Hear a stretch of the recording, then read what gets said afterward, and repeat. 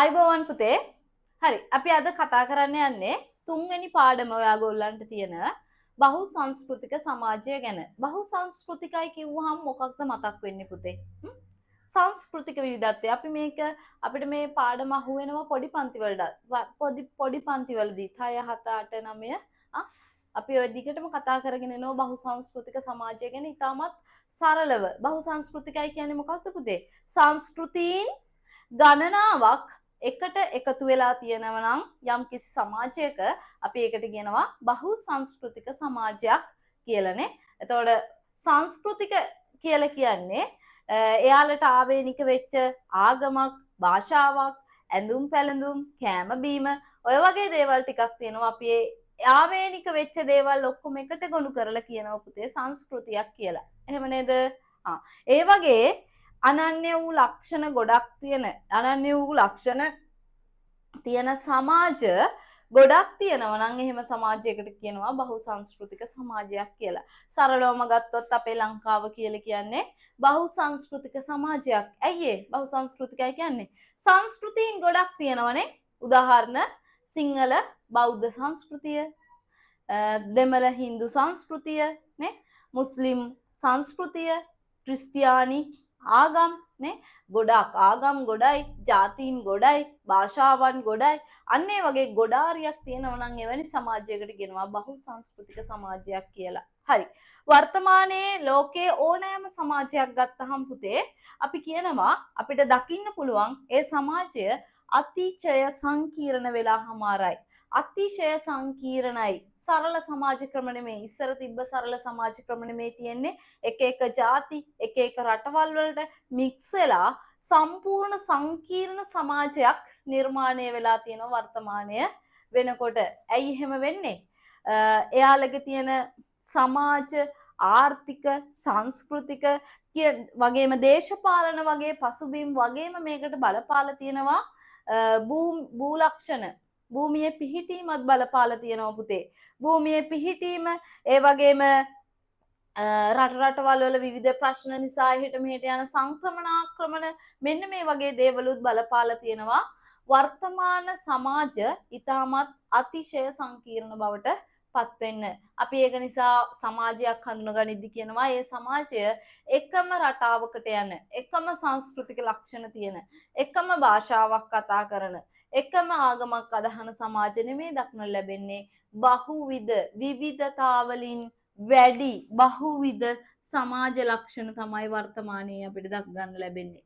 බහුවිධ විවිධත්වයන් ගොඩක් තියෙන සමාජ තමයි වර්තමානයේ බොහෝ සමාජයන් තුළ අපිට හඳුනා ගන්න ලැබෙන්නේ. මෙන්න මේ බහුවිධ සමාජයන් තුළ පුතේ ඇතැම් අවස්ථාවල මොනවාද? සංස්කෘතීන් ගොඩක් එකට එකතු වෙලත් ඉන්නවා. සංස්කෘතීන් ගොඩක් එකට එකතු වෙච්ච සමාජත් අපිට රටවලුත් හඳුන ගන්න පුළුවන්. සංස්කෘතීන් ගොඩක් එක සමාජයක් තුල තියෙනවා නම් සංස්කෘතීන් ගොඩක් එක සමාජයක් තුල තියෙනවා නම් මේ එක සංස්කෘතියක්, මේ එක සංස්කෘතියක්, මේ එක සංස්කෘතියක්, මේ එක සංස්කෘතියක්. ඇයි සංස්කෘතියක් කියලා කියන්නේ? මේ සංස්කෘතිය ඇතුලේ එක ආගමයි, එක භාෂාවයි, එක සිරිත් විරිත් එකම දේවල් ටික තමයි කරන්නේ. මේ සමාජය ඇතුලේ වෙනමම භාෂාවක්, වෙනමම ආගමක්, වෙනමම ඇදහිලි ටිකක්, වෙනමම චාරිත්‍ර ටිකක් නේ. මේක ඇතුලෙත් එහෙමයි. එයාලට ආවේනික වෙච්ච භාෂාවක්, ආගමක්, ඇදහුම් ක්‍රම ඒ දේවල් තියෙනවා. මේක ඇතුලෙත් එයාලට ආවේනික වෙච්ච දේවල් ටිකක් ගොඩනගාගෙන තියෙනවා. අපි කියනවා මෙහෙම සමාජයක්. මේ වගේ සංස්කෘතීන්. නමුත් මේ සමාජ කොට්ටාසය ඇතුලේ ඉන්න එකම දේවල් ටික කරන්නේ. මේ සමාජයේ ඇතුලේ ඉන්න එකම චර්යා විදි තියෙන්නේ. මේ සමාජය ඇතුලේ ඉන්න අයට එකම චර්යා විදි තියෙන්නේ. මේ සමාජය ඇතුලේ ඉන්න අයට එකම විදි තියෙන්නේ. නමුත් මේ ඔක්කොම ජීවත් වෙන්නේ මෙන්න මේ කියන ප්‍රධාන සමාජය ඇතුලේ. ඒක නිසා අපි කියනවා මෙහෙම සමාජයක් බහු සංස්කෘතික සමාජයක් කියලා. බහු සංස්කෘතීන් සහිත සමාජයක් කියලා. සංස්කෘතික ලක්ෂණ ගොඩයි පුතේ. මේක ඇතුලේ තියෙන සංස්කෘතික ලක්ෂණ නෙමෙයි මේක ඇතුලේ තියෙන්නේ. නේ? මේ සමාජය ඇතුලේ තියෙන සංස්කෘතික ලක්ෂණ ටික නෙමෙයි මේ සමාජය ඇතුලේ තියෙන්නේ. උදාහරණයක් විදිහට අපිට අපේ ලංකාවම ගන්න පුළුවන්.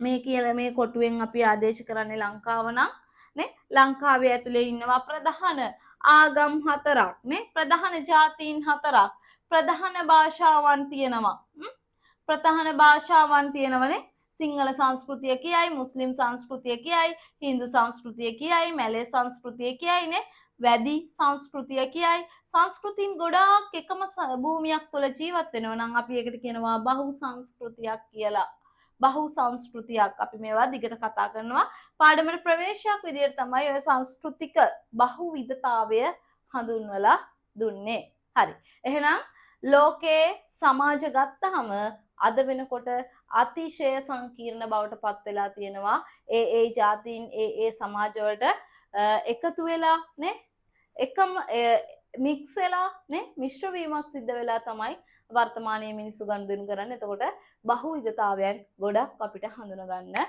පුළුවන්. හරි.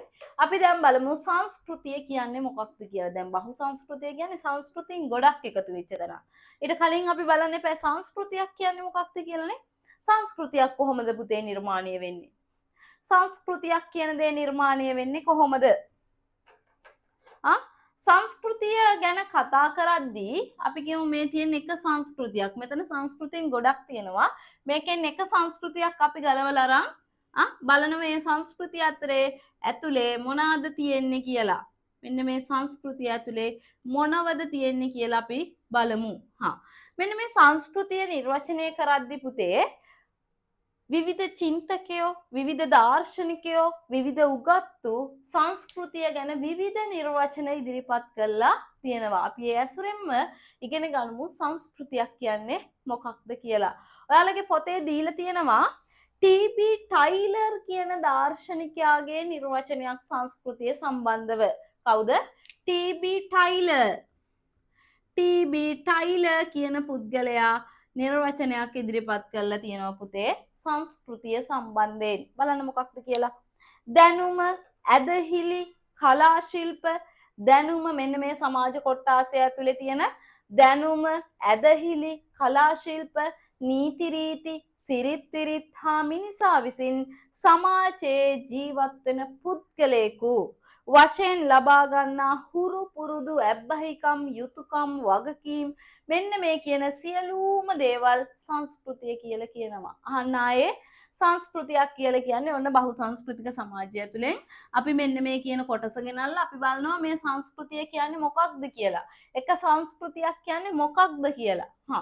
එතකොට මෙන්න මේ සංස්කෘතිය ඇතුලේ තියෙනවා පුතේ මෙයාලට මාවේනික වෙච්ච ඇදහිලි ටිකක්. දැනුමක්, කලා ශිල්ප, සිරිත් විරිත්, ඇඳුම් පැළඳුම්, චාරිත්‍ර වාරිත්‍ර, එයාලට ආවේනික වූ ඇබ්බැහිකම්, හුරු පුරුදු, හැකියාවන්, දක්ෂතා ඔන්න ඒ සියල්ලේගම එකතුව සංස්කෘතියක් කියලා කියනවා. එහෙනම් සංස්කෘතියක් කියලා කියන්නේ යම් ජන සමාජ කොට්ටාසයක් ඇතුලේ තියෙන මිනිසුන්ට අදාළ සියලුම අංග නේ සියලුම දේවල් තමයි අපි සංස්කෘතිය කියලා හඳුනගන්නේ. මේ සංස්කෘතිය ඇතුලේ තියෙන ඇදහිලි නෙමෙයි මේ සංස්කෘතිය ඇතුලේ තියෙන්නේ. මේ සංස්කෘතිය ඇතුලේ තියෙන ආගම නෙමෙයි මේ සංස්කෘතිය ඇතුලේ තියෙන්නේ. මේ සංස්කෘතිය ඇතුලේ කතා කරන භාෂාව, ගන්න ආහාර වර්ග, අඳින පළඳින විදිහ නෙමෙයි මේ සංස්කෘතීන් ඇතුලේ තියෙන. ඒක නිසා සංස්කෘතියෙන් සංස්කෘතියට මෙන්න මේ සංස්කෘතිය ඇතුලේ තියෙන දේවල් මොකද වෙන්නේ? වෙනස් වෙනවා. එහෙනම් අපිට සංස්කෘතියක් කියන්නේ මොකක්ද කියලා සරලවම නිර්වචනය කරගන්න පුළුවන්. යම් ජන සමාජයක් තුල යම් ජන කොට්ටාසයක් තුල එයාලගේ භාෂාව, ආගම, ඇදහිලි, සිරිත් විරිත්, හුරු පුරුදු, ඇබ්බැහිකම්, හැකියාවන් ඔය කියන සියල්ලංගෙම එකතුවක් තමයි පුතේ සංස්කෘතියක් කියලා කියන්නේ. එහෙනම් ටී.බී. ටයිලර්ට අනුව එයා සංස්කෘතිය නිර්වචනය කරලා තියෙන්නේ දැනුම, ඇදහිලි, නීති රීති, සිරිත් විරිත්, ඇගයීම් මිනිසා විසින් සමාජයේ නිර්මාණය කරගෙන මිනිසා විසින් සමාජයේ ලබාගෙන තියෙන ඇබ්බැහිකම්, හුරු පුරුදු, හැකියාවන්ගේ සමස්තය තමයි සංස්කෘතිය විදිහට හඳුනාගෙන තියෙන්නේ. පැහැදිලිද? බලමු තව නිර්වචනයකට ගිහිල්ලා. තව නිර්වචනයක් දීලා තියෙනවා පුතේ. කවුද? ඊටී හිට්ලර්ද නෑනේ ටී හිල ඊටී හිල කියන පුද්ගලයා පුතේ ඊටී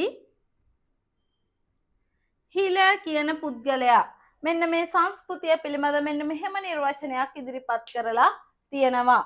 ඇදහිලි මිනිස්සුන්ගේ ඇදහිලි චින්තන ක්‍රම කියන්නේ මොකද්ද? හිතන විදිනේ චින්තන ක්‍රම ව්‍යවහාරික කලාව ජීවන පිළිවෙත් සිරිත් විරිත් සම්ප්‍රදායන් සමාජීය වශයෙන් සම්මත කරගත් ක්‍රියා කිරීමේ විදි සමාජීය ලෙස ඒ සමාජය තුළට සම්මත වෙච්ච ඒ සමාජය තුළ අනුගමනය කරන සියලුම දේවල් සංස්කෘතිය කියලා කියනවා. කවුද කියන්නේ?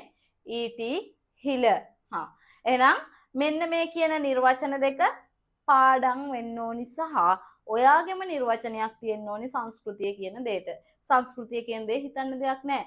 ඔයාගේ සංස්කෘතිය ගන්න පුතේ. ඔයා මොන ආගමේද මොන භාෂාවේද ඔයා අදින්න පළඳින්නේ මොනවාද? ඔයා ආහාරයට ගන්නේ මොනවාද? ඒ ටික කල්පනා කරාම ඔයාලට සංස්කෘතිය සම්බන්ධ නිර්වචනයක් ගොඩනගා ගන්න පුළුවන්. සංස්කෘතිය anu යම් ජන කොට්ටාසයක් තුල පවතින ආගම, භාෂාව, ඇදහිලි, සිරිත් විරිත්, සිතුම් පැතුම්, සම්ප්‍රදායන්, ඇබ්බැහිකම්, හුරු පුරුදු ඔය කියන සියලුම දේවල් වල එකතුව තමයි සංස්කෘතිය කියලා කියන්නේ.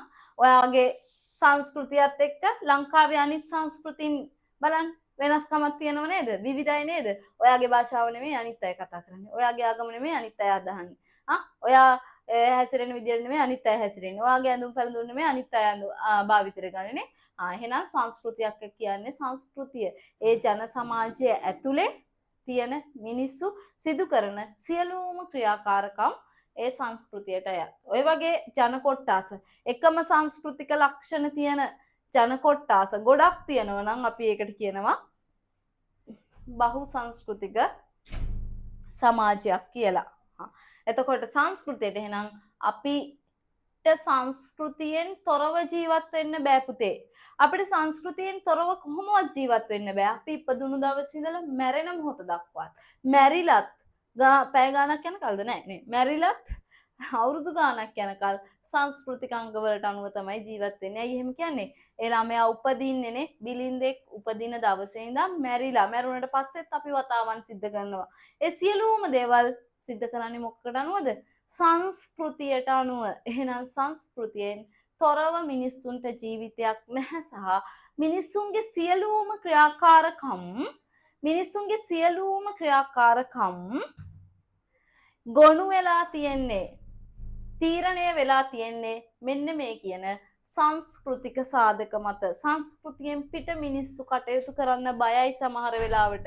සංස්කෘතියෙන් එහාට දෙයක් කරන්න බයයි මිනිස්සු. නමුත් වර්තමානයේ සමාජයේ තියෙන දියුණුවත් එක්ක සංස්කෘතියින් මික්ස් වෙලා තියෙනවා. සංස්කෘතියින් මික්ස් වුණාට ප්‍රශ්නයක් නැහැ. කුමන හෝ මිනිසෙකුට යම්කිසි සංස්කෘතියක් අපිට හඳුනගන්න පුළුවන්. මිනිස්සු කතා බහ කරන්නේ, මිනිස්සු අඳින්න පළඳින්නේ, මිනිස්සුන්ගේ කැම රටාව හුරු වෙලා තියෙන්නේ, ෆැමිලි එකත් එක්ක ජීවත් වෙන්නේ. ඔය කියන සියලුම දේවල් නිර්මාණය වෙලා තියෙන්නේ පුතේ මෙන්න මේ කියන සංස්කෘතික සාධකත් එක්ක, සංස්කෘතික ලක්ෂණත් එක්ක. එහෙනම් ඔන්න සංස්කෘතියට අයත් අංග ලක්ෂණ අපිට දීලා තියෙනවා මෙන්න මේවා. ආගම දැන් ඔය ලේසිනේ. ආගම මෙහෙමයි. සංස්කෘතියට අයත් අංග මොනවද? ලේසිනේ පුතේ. ආගම, භාෂාව, දැනුම, ඇඳුම් පැළඳුම්, ආහාර පාන, කලාව, නීති රීති, ඇදහිලි, සිරිත් විරිත්, චාරිත්‍ර වාරිත්‍ර, ඇගයීම්, පෞල් පසුබිම, ආර්ථික පසුබිම, විශ්වාස, භාවිත කරන උපකරණ, ඇසුරු කරන මිතුරන්, අධ්‍යාපනය, දේශපාලනය, තාක්ෂණය, ජීවන ප්‍රදේශයේ යටිතල පහසුකම් ඔය කියන සියලුම දේවල් සංස්කෘතිය යටතට ගන්න පුළුවන්. අපි කරන සියලුම දේවල් කොටින්ම කිව්වොත් සංස්කෘතිය කියන දෙයට එකතු කරගන්න පුළුවන්. එහෙනම් සමාජයක් නිර්මාණය වෙලා තියෙන්නේ සහ සමාජයක් පවත්වාගෙන යාමේ සුවිශාල කාර්යභාරයක් ඉෂ්ට කරනවා මෙන්න මේ කියන සංස්කෘතිය කියන දේ. පැහැදිලිද?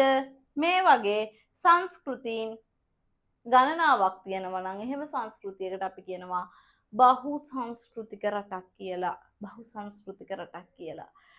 උදාහරණ විදියට ලංකාව ගන්න පුළුවන්. අපේ රටේ තියෙන පුතේ භාෂාවන් කිහිපයයි. ප්‍රධාන ජාතීන් 3යි. නමුත් ඉන්දියාව ඇමරිකාව වගේ රටවල් දිහා බැලුවහම මොකද වෙන්නේ? එයාලගේ අති විශාල ආගම් ප්‍රමාණයක් තියෙනවා. අති විශාල ජාතීන් ටිකක් තියෙනවා. ආගම් ටිකක් තියෙනවා නේ. ඇමරිකාව ගත්තොත් රතු ඉන්දියානු, කළු ජාතිකයන්, සුදු ජාතිකයන්, රතු ඉන්දියානුවන් ඔය විදිහට විවිධ ජාතීන් ඉන්නවා. ආගම් ගත්තහම විවිධ ආගම් ක්‍රිස්තියානි, ප්‍රොටෙස්ටන්ත, බෞද්ධ, ජුදා, ඔය වගේ හින්දු විවිධ ආගම් තියෙනවා පුතේ. ජාතීන් ගත්තත් එහෙමයි. භාෂාවන් ගත්තත් එහෙමයි. ජර්මන්, ප්‍රංශ, රුසියන්, කොරියන්, ජපන් ඔය වගේ විවිධ භාෂාවන් කතා කරනවා ඇමරිකාව තුල. ඉන්දියාව ගත්තත් එහෙමයි. උරුදු කියයි, බෙන්ගාලි කියයි භාෂාවන් සියස් ගණනින් කතා බහට ලක් වෙනවා. ඒ කියන්නේ ඉන්දියාව, ඇමරිකාව වගේ රටවල් ගත්තහම අතිශයින් බහු සංස්කෘතික රටවල් විදියට අපිට හඳුනා ගන්න පුළුවන්. පැහැදිලිද? බහු සංස්කෘතික සමාජයක මූලික ලක්ෂණ ටිකක් මෙන්න මේ වගේ සංස්කෘතීන් ගණනාවක් එකට එකතු වෙලා නිර්මාණය වෙච්ච රටක එහෙමත් නැත්නම් සංස්කෘතීන් ගණනාවක් එකට එකතු වෙලා නිර්මාණය වෙච්ච සමාජයක දකින්න පුළුවන් මූලික ලක්ෂණ ටිකක් අපිට අඳුර ගන්න පුළුවන් පුතේ. බලන්න එකක් කියනවා විවිධ ජන වර්ග බහු සංස්කෘතික සමාජයක තියෙන ලක්ෂණයක් තමයි එක ආගමයිද තියෙන්නේ නෑනේ. එක ජාතියයිද තියෙන්නේ නෑ. එක භාෂාවයිද තියෙන්නේ නෑ. එහෙනම් බහු සංස්කෘතික රටක තියෙන සුවිශේෂී ලක්ෂණයක් තමයි පුතේ විවිධ ආගම්, විවිධ ජන වර්ග, විවිධ විශ්වාස, විවිධ භාෂා කතා කරන පුද්ගලයන් කොහොමද ජීවත් වෙන්නේ? වෙන වෙනම දූපත් වශයෙන් හදාගෙනද? නෑ, එකම තැනක ජීවත් වෙනවනේ. විවිධ භාෂා, විවිධ ආගම්, විවිධ ඇදහිලි, විවිධ සිරිත් විරිත් තියෙන සියලුම පුද්ගලයන් එකට ජීවත් වෙනවා. දැන් ලංකාව ගමු. ලංකාව කියලා කියන්නේ කුඩා භූමියක්. මෙන්න මේ කියන කුඩා භූමිය ඇතුලේ මුස්ලිම් අය ඉන්නවා, සිංහල අය ඉන්නවා, දෙමළ අය ඉන්නවා, ක්‍රිස්තියානි අය ඉන්නවා, බර්ගර් අය ඉන්නවානේ. වැඩි ජනතාව ඉන්නවා එකම භූමියක් තුලනේ. මෙයාලා සිංහල කතා කරනවා, දෙමළ කතා කරනවා, අරාබි භාෂාව කතා කරනවානේ. ඉංග්‍රීසි භාෂාව කතා කරනවානේ. මෙයාලගේ ආගම් වෙනස්. ක්‍රිස්තියානි ආගම, බෞද්ධ ආගම, හින්දු ආගම, ඉස්ලාම් ආගම ඔය විදිහට විවිධ ආගම් අදහනවා. මේ හැමෝම ජීවත් වෙන්නේ වෙන වෙන රටවල ගිහිල්ලාද? නෑ. එකම භූමියක් තුල තමයි මෙයාලා ජීවත් වෙන්නේ. එහෙනම් බහු සංස්කෘතික සමාජයක තියෙන ප්‍රධානම ලක්ෂණය තමයි විවිධ ආගම්, විවිධ ජාති, විවිධ භාෂා, විවිධ ඇදහිලි තියෙන අය එකම තැනක ජීවත් වීම. දෙවැනි ලක්ෂණය තමයි පුතේ විවිධත්වය නිසා මෙන්න මේ කියපු විවිධත්වයන් නිසා ඇති වී තිබෙන සංස්කෘතීන්ට ආවේනික සිරිත් විරිත් ආචාර ධර්ම ආයතීන් පද්ධතියක් තියෙනවා. විවිධ ආගම්, විවිධ භාෂා, විවිධ ජාතීන් කතා කරන අය අපි ඉන්නව කිව්වනේ. අන්නේ විවිධත්වයෙන් නිසාම අන්නේ ජන සමාජ කොටස් එකට ගොනු වෙලා මොකද්ද කරගෙන තියෙන්නේ පුතේ? එයාලටම ආවේනික වෙච්ච සාර ධර්ම ටිකක් හදාගෙන, එයාලටම ආවේනික වෙච්ච සිරිත් විරිත් ටිකක් හදාගෙන, එයාලටම ආවේනික වෙච්ච ආචාර පද්ධතියක්, ඇගයීම් ක්‍රමයක් හදාගෙන නේද පුතේ? බලන්න සිංහල බෞද්ධ සමාජය ගත්තාම එයාලට ආවේනික වෙච්ච සිරිත් විරිත් තියෙනවා. එයාලා සිංහල හින්දු අලුත් අවුරුද්ද සමරනවා නේ? පන්සල් යනවා, සිල් ගන්නවා, වෙසක් අයට දන්සල් දෙනවා. අන්න පුතේ එයාලට ආවේනික වෙච්ච සිරිත් විරිත් සාර ධර්ම ටිකක් තියෙනවා. එයාලා කතා බහ කරන විදිය, උපකාර කරන විදිය නේ වෙනස් නේ. එතකොට හින්දු, තමිල හින්දු සංස්කෘතිය ගත්තාම එයාලා කෝවිල් යන්නේ නේ. මෙතන මොට්ටුවක් තියෙනවා නේ. අවුරුදු චාරිත්‍ර වෙනම විදිහකට එයාලගේ ඇඳුම් පැළඳුම් වල සුවිශේෂීත්වය නේ. අන්න එයාලට ආවේනික වෙච්ච ආචාර ධර්ම ටිකක්, චාරිත්‍ර ටිකක් නේ. අවමගුල් මංගල්‍ය කටයුතු ගන්න විදිය වෙනස් නේ. එතකොට මුස්ලිම් අය ගත්තාම එයාලගේ ඇඳුම පැළඳුම, භාෂාව, සිරිත් විරිත්, ආචාර විදි, ඇගයීම් ක්‍රම, තව කෙනෙක් එක්ක කතා කරන විදිය නේ. එයාලා පල්ලියට යන්නේ නේ. අන්න එයාලට ආවේනික වෙච්ච ආචාර ධර්ම ටිකක්, සද්ධර්ම ටිකක්, ඒ වගේම ඇගයීම් ක්‍රම ටිකක් ගොනු වෙලා තියෙනවනේ. ඔය විදිහට වැඩි ජනතාව, සුවිශේෂී ජන කණ්ඩායමක් ලංකාව සම්බන්ධයෙන් ගත්තාම මොකද වෙලා තියෙන්නේ? අන්න එයාලට ආවේනික වෙච්ච ඇඳුමක් තියෙනවා, භාෂාවක් තියෙනවා, කතා කරන විදිහක් තියෙනවනේ. එයාලගේ හැසිරීම් රටාව. අන්න පුතේ මොකද වෙලා තියෙන්නේ? මෙන්න මේ බහුසංස්කෘතික සමාජයක තියෙන තව ලක්ෂණයක් තමයි ඒ සංස්කෘතීන්ට ආවේනික වෙච්ච සාර ධර්ම සිරිත් විරිත් ගොඩ නගාගෙන තියෙනවා. ඔය තමයි දෙවනි ලක්ෂණය. තුන්වෙනි එක ජන කොටසකට වූවද ප්‍රාදේශීය විවිධත්වයක් දකින්න පුළුවන්ලු. sorry. එක ජන කොටසකට වුවත් ප්‍රාදේශීයව විවිධත්වයක් හඳුර ගන්න පුළුවන්ලු පුතේ. මොකක්ද ඒ කියන්නේ? අපි උදාහරණයක් විදිහට ගමු මෙහෙම. සිංහල බෞද්ධ ගමු. සිංහල බෞද්ධ අය එකම ජන කොටසකට අයත් ලංකාවේ ඉන්න සියලුම සිංහල බෞද්ධයන් එකම ජන කොටසකට අයත් ජන සංස්කෘතියකට අයත් පුද්ගලයෝ. නමුත් පුතේ දකුණු පළාතේ ඉන්න සිංහල බෞද්ධ අයයි බස්නාහිර පළාතේ ඉන්න සිංහල බෞද්ධ අයයි උතුරු පළාතේ ඉන්න සිංහල බෞද්ධයනුයි උතුරු මැද පළාතේ ඉන්න සිංහල බෞද්ධයනුයි නැගෙනහිර පළාතේ ඉන්න සිංහල බෞද්ධයනුයි කන්ද උඩරට ප්‍රදේශයේ ඉන්න සිංහල බෞද්ධයනුයි අතර යම් කිසි සුළු වෙනස්කම් අපිට අඳුර ගන්න පුළුවන් පුතේ. හොඳම උදාහරණය මොකක්ද?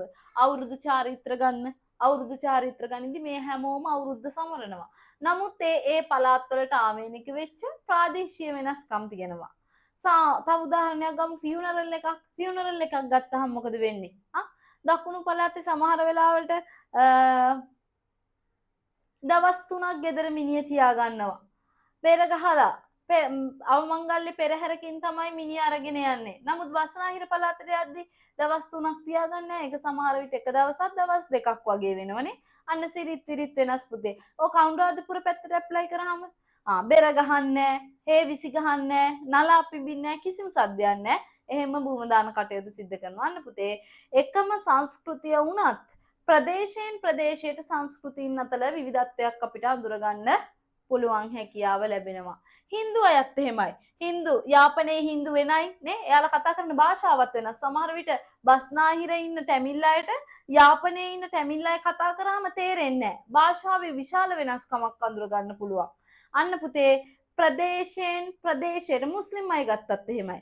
ප්‍රදේශයෙන් ප්‍රදේශයට දැන් ක්‍රිස්තියානි ආගම ගත්තත් එහෙමයිනේ. ක්‍රිස්තියානි වලත් ඉන්නවා ප්‍රධාන ආගමික කොටස් දෙකක්. කතෝලික කියයි නේ ක්‍රිස්තියානි කියයි. අන්න එකම සංස්කෘතිය වුණත් අපිට අඳුර ගන්න පුළුවන් ප්‍රදේශයෙන් ප්‍රදේශයට වෙනස් වෙච්ච සංස්කෘතික ලක්ෂණ. ඕක තමයි තුන්වෙනි ලක්ෂණය වෙන්නේ. පැහැදිලිද? හරි.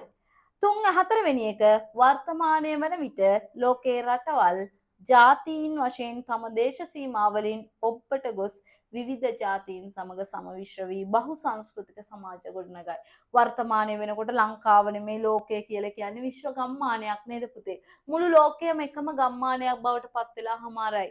අන්න ඒක නිසාම ඇමරිකාවේ ඉන්න අය මෙහෙ එනවා, මෙහෙ ඉන්න අය ඇමරිකාවේ යනවා, ඕස්ට්‍රේලියාවේ අය මෙහෙ එනවා, මෙහෙ ඉන්න අය එහෙ එනවා නේ. උතුරු කොරියාවට යනවා නේ. ඉතාලි ජාතිකයෝ එනවා, මාලිදායින් ජාතිකයෝ එනවා, අරාබි ජාතිකයෝ එනවා. අපේ රටෙත් ඉන්නවා පුතේ අරාබි. ප්‍රංශ ජාතිකයෝ ඉන්නවා අපේ රටේ. ඕලන්ද ජාතිකයෝ ඉන්නවා, ලන්දේසි ජාතිකයෝ ඉන්නවා, අරාබි ජාතිකයෝ ඉන්නවා. ඒ මොකද්ද වෙලා තියෙන්නේ පුතේ? අර ලෝකේ රටවල් සමග ගනුදෙනු කරද්දී ඒ රටවල් වල මිනිස්සු එහෙට මෙහෙට ගිහිල්ලා පදිංචි වෙලා ඊට පස්සේ මොකද වෙලා තියෙන්නේ? අනිත් සංස්කෘතින් එක්ක සම්මිශ්‍ර වීමක් අපිට හඳුර ගන්න පුළුවන්. සමහර වෙලාවට අපිට මේ සංස්කෘතියෙන් ගත්තාම පැහැදිලිව එයා කවුද කියලා අඳුර ගන්න බෑ. අම්මා ක්‍රිස්තියන් තාත්තා බෞද්ධ වෙන්න පුළුවන් නේ.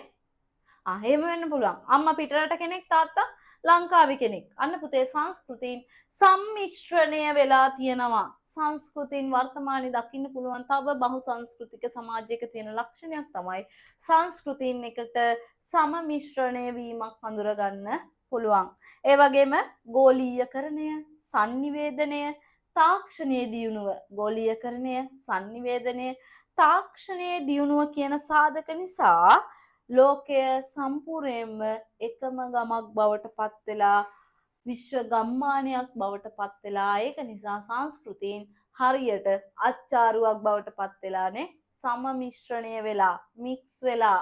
එහෙනම් අහගන්න හොඳට බහුසංස්කෘතික සමාජයක තියෙන මූලික ලක්ෂණ 5ක් අපිට කියන්න පුළුවන්. මෙහෙමම පාඩම් කරගන්න. එකක් තමයි බහුසංස්කෘතික සමාජයක විවිධ ආගම්, විවිධ භාෂා, විවිධ විශ්වාස දරන අය එකම භූමියක ජීවත් වෙනවා. දෙවෙනි ලක්ෂණය තමයි මෙන්න මේ විවිධ භාෂාවන්, විවිධ ආගම් කතා කරන අය විවිධත්වය නිසාම ඒ අයට ආවේනික වෙච්ච චාරිත්‍ර වාරිත්‍ර ටිකක් නිර්මාණය කරගෙන තියෙනවා. ඒ වගේම තුන්වෙනි ලක්ෂණය තමයි එකම සංස්කෘතියට අයත් වුණත් ප්‍රාදේශීය වශයෙන් අපිට විවිධත්වයන් අඳුර ගන්න පුළුවන්. අනිත් එක තමයි වර්තමානයේ වන විට ලෝකයේ මිනිස්සු එක එක රටවල් වලට ගමන් කරලා සම්බන්ධතා පවත්වලා ලෝකයේ සංස්කෘතීන් සම්මිශ්‍රණය වෙලා තියෙනවා. පස්වෙනි එක තමයි ගෝලීයකරණය, sannivedanaya, තාක්ෂණයේ දියුණුව කියන සාධක නිසා මුළු ලෝකෙම විශ්ව ගම්මානයක් බවට පත්වෙච්ච නිසා සම්පූර්ණයෙන්ම සංස්කෘතික මිශ්‍රවීමක් දක්නට ලැබෙනවා.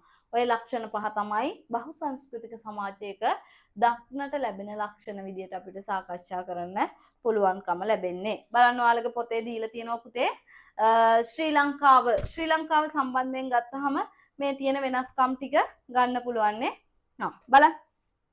ජන වර්ග ගත්තහම සිංහල ඉන්නවා, ශ්‍රී ලංකා දෙමළ, ඉන්දියානු දෙමළන් දෙමළත් කොටස් දෙකකට බෙදුනේ. ලංකා දෙමළ, ඉන්දියානු දෙමළ, මුස්ලිම්, බර්ගර්, මැලේ ඊට අමතරව වෙනත් ගත්තහම වැඩි ජනතාව ගන්න පුළුවන්. අරාබි, ප්‍රංශ, ඕලන්ද ඔය විදිහට වෙනත් අය ඕන තරම් ඉන්නවා. Malay burger. ආගම් ගත්තහම බෞද්ධ, කතෝලික, ක්‍රිස්තියානි, ඉස්ලාම්, හින්දු නේ. ඊට අමතරව වෙනත් ආගම් අදහන අය ඉන්නවා. උර්දු කියයි, භාෂාවනුත් තියෙන ඒ වගේ. සිරිත් විරිත් ගත්තහම බෞද්ධ, හින්දු, ඉස්ලාම්, ක්‍රිස්තියානි, කතෝලික ඔය සිරිත් විරිත් ටික තමයි තියෙන්නේ. ප්‍රාදේශීය වශයෙන් උත් මිනිස්සු වෙනස් වෙනවා පුතේ. උඩ රට මිනිස්සු කියයි, පහත රට මිනිස්සු කියයි, රජ රට මිනිස්සු කියයි. එහෙමත් බෙදිලා තියෙනවා. භාෂාවන් ගත්තහම සිංහල, දෙමළ, ඉංග්‍රීසි, මැලේ විදිහට භාෂාවන් හඳුනගන්න පුළුවන්. සිංහල, දෙමළ, ඉංග්‍රීසි, මැලේ. සිංහල, දෙමළ, ඉංග්‍රීසි, මැලේ විදිහට අපිට අඳුරගන්න පුළුවන්. මේ විදිහට අපිට බහුසංස්කෘතික සමාජයක ලක්ෂණ මොනවද කියලා පැහැදිලි කරගන්න පුළුවන් හැකියාව ලැබෙනවා. මොන හරි ප්‍රශ්නයක් තියෙනවා නම් අහන්න. ඒ වගේම පුතේ අපි දැන් ඔය කතා කරේ සමස්තයක් වශයෙන් ලෝකයේ සංස්කෘතීන් ගත්තහම කොහොමද වෙන්නේ? බහුසංස්කෘතික සමාජයක මොනවද දක්නට ලැබෙන ලක්ෂණ කියලා. ලංකාව සම්බන්ධයෙන් කතා කරද්දී ලංකාවෙත් ඉන්නව නේද? විවිධ ආගම්, විවිධ භාෂා, විවිධ සිරිත් විරිත් අදහන සංස්කෘතින් ගණනාවක් ඉන්නවා. ඒක නිසා අපි ලංකාව හඳුන්වනවා බහුසංස්කෘතික රටක් කියලා. බහුසංස්කෘතික රටවල් වලට ඊට අමතරව උදාහරණ තමයි ඇමරිකාව, ඉන්දියාව කියලා කියන්නේ නේ. එතකොට මෙන්න මේ රටවල් අතරින් ලංකාව සම්බන්ධයෙන් කතා කරොත් ජන වර්ග 90 ලංකාවේ ජනගහනය අපිට බෙදන්න පුළුවන් පුතේ. ඔයාලගේ 60 වෙනි පිටුවේ දීලා තියෙනවා ලස්සනට ජන වර්ග 90 කොහොමද මෙන්න මේ සංස්කෘතීන් බෙදලා තියෙන්නේ කොහොමද කියලා. බලන්න ලංකාවේ වැඩිපුරම ඉන්න ජන වර්ගය තමයි සිංහලනේ. සිංහල ජන වර්ගය 74.9ක් ඉන්නවා. ඊට පස්සේ ඉන්නවා ශ්‍රී ලංකා දෙමළ. ලංකාව තුල ඉපදිලා ලංකාව තුල ජීවත් වෙන අය අපි කියනවා ශ්‍රී ලංකා දෙමළ කියලා 11.2ක්. ඉන්දිය දෙමළ කියලා ජාතියක් ඉන්නවා පුතේ. මේ ඉන්දියානු දෙමළ අය හැදෙන්නේ කොහොමද දන්නවද? බ්‍රිතාන්‍යයන් ලංකාවට ආපු කාලවකවානුවේ වතුවල වැඩ කරන්න අඩු මුදලට ශ්‍රමිකයන් ගෙන්නෙව්වා. මෙන්න මේ අඩු මුදලට ශ්‍රමිකයන් ගෙන්නාවේ දකුණු ඉන්දියානු රාජ්‍යයෙන්. අන්න දකුණු ඉන්දියාවෙන් ලංකාවට ගෙන්නලා ඒ වතුවල පදිංචි කරවලා එයාලගේ ශ්‍රමය ගත්තා. අන්න ඒ වගේ ප්‍රතිඵලයක් විදියට තමයි ඉන්දියානු දමිළ ලංකාවේ නිර්මාණය වෙන්නේ. මෙන්න මෙහෙම සම්භාවයක් ඇති මිනිස්සු අපි හඳුන්වනවා ඉන්දියානු දමිළ කියලා. අන්න එයාලා ඉන්නවා පුතේ ලංකාවේ 4.1ක්. ශ්‍රී ලංකා යෝනක 9.2ක්. කවුද යෝනක කියන්නේ? මුස්ලිම් අය. වෙනත් අපිට ගන්න පුළුවන් 0.5ක් විදියට. මේවා ප්‍රතිශත ඉලක්කම් ටික නම් අවශ්‍ය නැහැ. ප්‍රතිශත ටික පාඩම් වෙන්න ඕනි. 74.9යි, 11.2යි, 9.2යි, 4.1යි, 0.5ක් වශයෙන් පිළිවෙලට මතක තියාගන්න ඕනේ. ශ්‍රී ලංකාවේ වැඩිපුර ඉන්නේ සිංහල, ඊට පස්සේ ශ්‍රී ලංකා දෙමළ, ඊට පස්සේ යෝනක, ඊට පස්සේ ඉන්දියානු දෙමළ, ඊට පස්සේ වෙනත් විදිහට.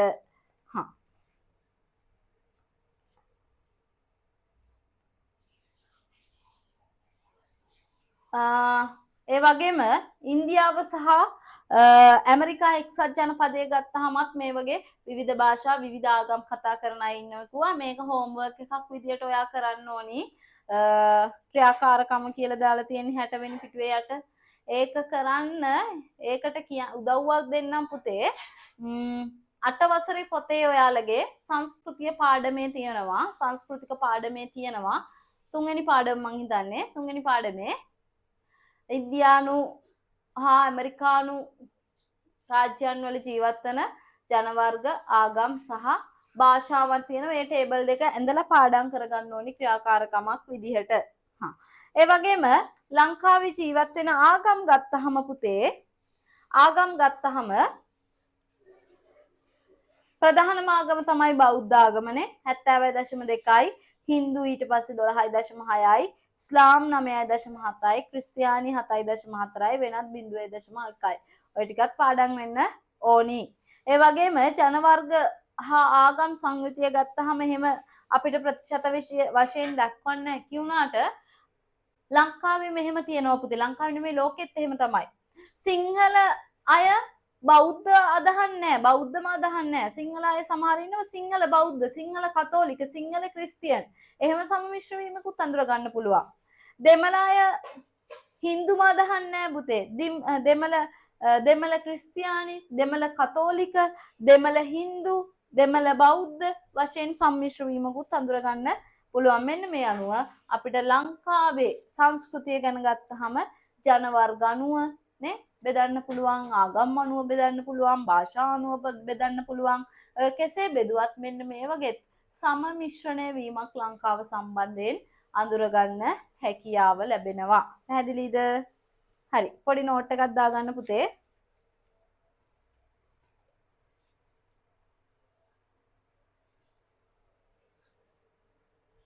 මාතෘකාව ලියාගන්න බහුසංස්කෘතික සමාජය.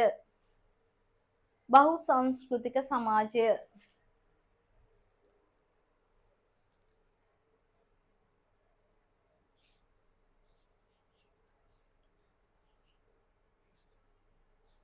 වර්තමානයේ පවතින ආර්ථික සමාජීය දේශපාලන හා සංස්කෘතික සාධක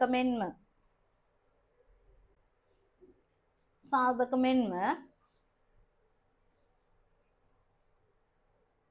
භූගෝලීය සාධක සංක්‍රමණ ආක්‍රමණ ආදී හේතු පදනම් කරගෙන වර්තමාන සමාජය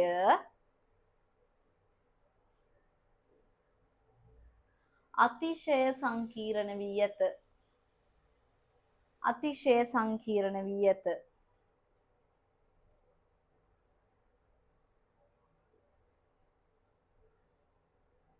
ඊළඟ ලකුණ මේ නිසාම සමාජයන් තුල විවිධ ජන වර්ග, විවිධ ආගම්, විවිධ භාෂා, ඇදහිලි සිරිත් විරිත් හඳුනාගත හැකිය.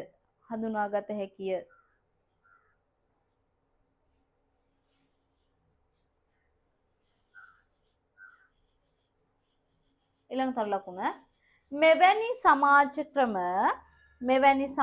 ක්‍රම බහුවිධ සමාජ ලෙසද හඳුන්වයි.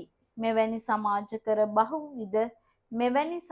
ක්‍රම බහුවිධ සමාජ ලෙසද හඳුන්වයි.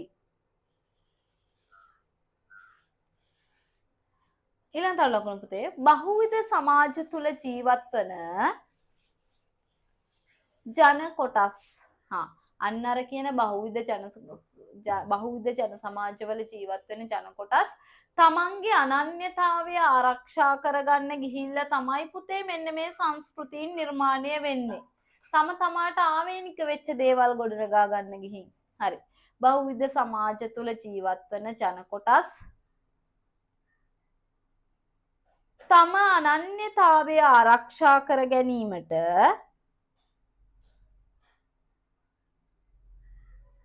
ඔවුන්ට විශේෂිත වූ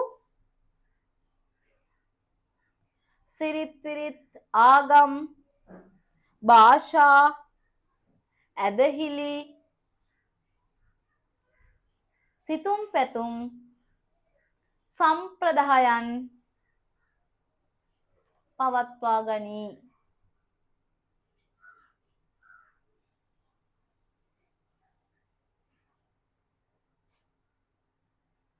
එම නිසාම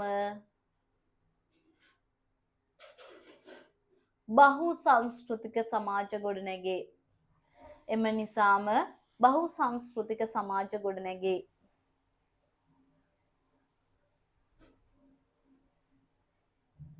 හරි. ඊළඟට ලියා ගන්න අනුමාත්‍රිකාවක් සංස්කෘතිය සංස්කෘතිය සංස්කෘතිය කියලා ලියාගෙන පුතේ මේ ටීබී ටයිලර්ගේ නිර්වචනයයි ඊටී හිලර්ගේ නිර්වචනයයි ලස්සනට ඔතන ලියලා පාඩම් කරගන්න ඕනි. එතනට තියාගන්න රූල් 7ක් තියාගෙන ඔක සම්පූර්ණ කරලා ඊට පස්සේ නෝට් එක ලියාගන්න. අපගේ සියලුම ක්‍රියාකාරකම්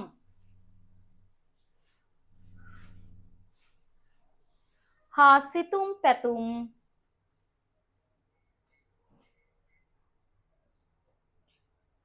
සංස්කෘතියට අයත් වේ.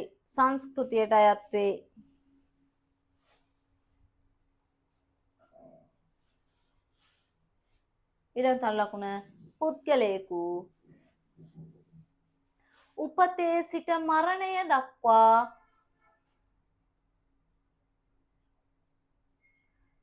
හැසිරෙනුයේ තම තමාට උරුම වූ සංස්කෘතිය පදනම් කරගෙනයි.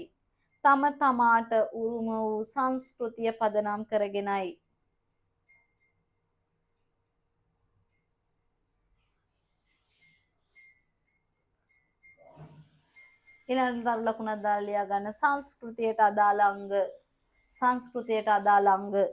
පහට ලියා ගන්න ආගම භාෂාව දැනුම ඇඳුම් පැළඳුම් ආහාර පාන ඇදහිලි සිරිත් පිරිත් ඔය ටිකෙන් 7ක් විතර ලියා ගන්න. ආචාර ධර්ම ඇගයීම් පෞල් පසුබිම් ඔය කියන අපි කරන කොටින්ම කිව්වොත් හැම දෙයක්ම එකතු වෙන්නේ සංස්කෘතියට.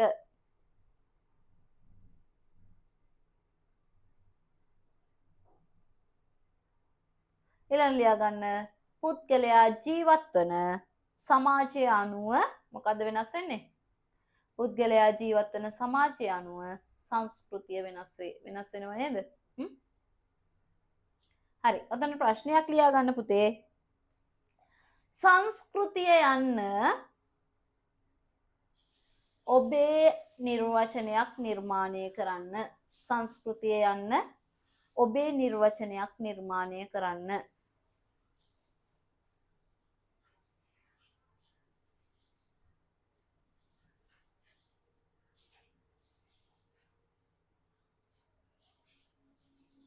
සංස්කෘතිය යන්න ඔබේ නිර්වචනයක් නිර්මාණය කරන්න.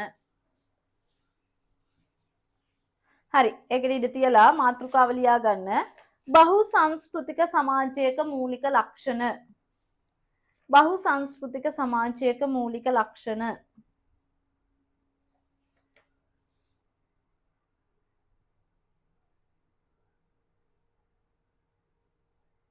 ඒ යටතේ ලියා ගන්න ලක්ෂණ 1 විවිධ ජන වර්ග විවිධ ආගම් විවිධ භාෂා කතා කරන පුද්ගලයින් එකට ජීවත් වේ. විවිධ භාෂා විවිධ ආගම් විවිධ ජන වර්ග එකට ජීවත් වේ. ඔක තමයි පළවෙනි ලක්ෂණය. දෙවෙනි ලක්ෂණය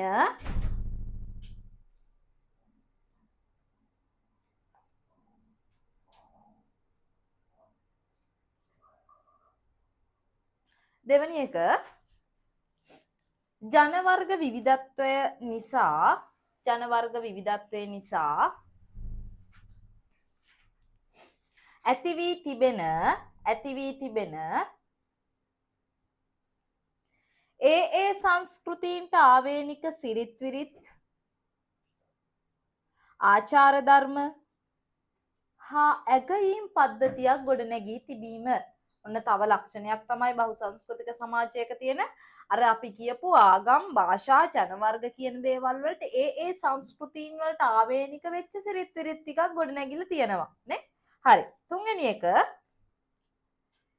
එක් ජන කොටසක වුවද ප්‍රදේශයෙන් ප්‍රදේශයට විවිධත්වයන් හඳුනාගත හැකි වීම. එක් ජන කොටසක වුවද ප්‍රදේශයෙන් ප්‍රදේශයට විවිධත්වයක් හඳුනාගත හැකි වීම.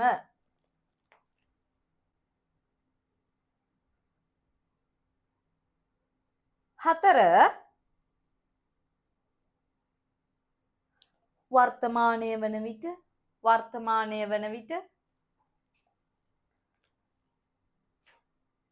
ලෝකේ රටවල්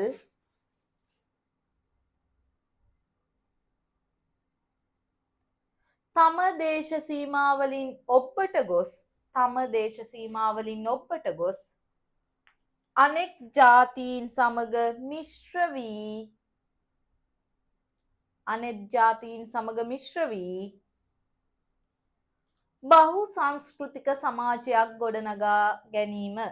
සංස්කෘතික සමාජයක් ගොඩනගා ගැනීම.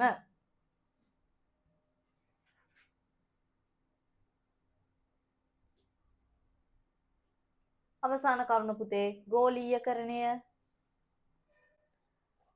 සංනිවේදනය හා තාක්ෂණයේ දියුණුව හේතු කොටගෙන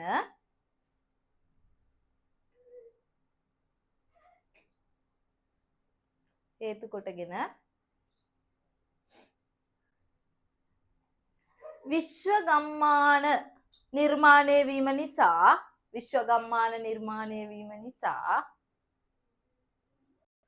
සංස්කෘතීන් අතර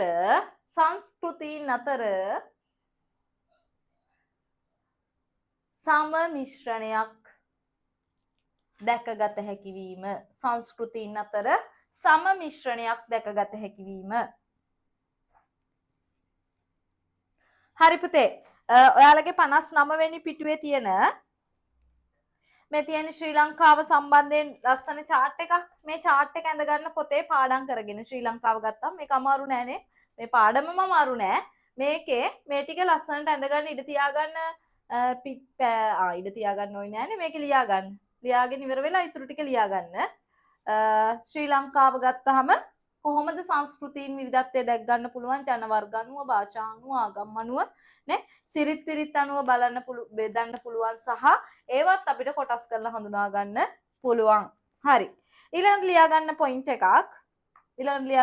එකක්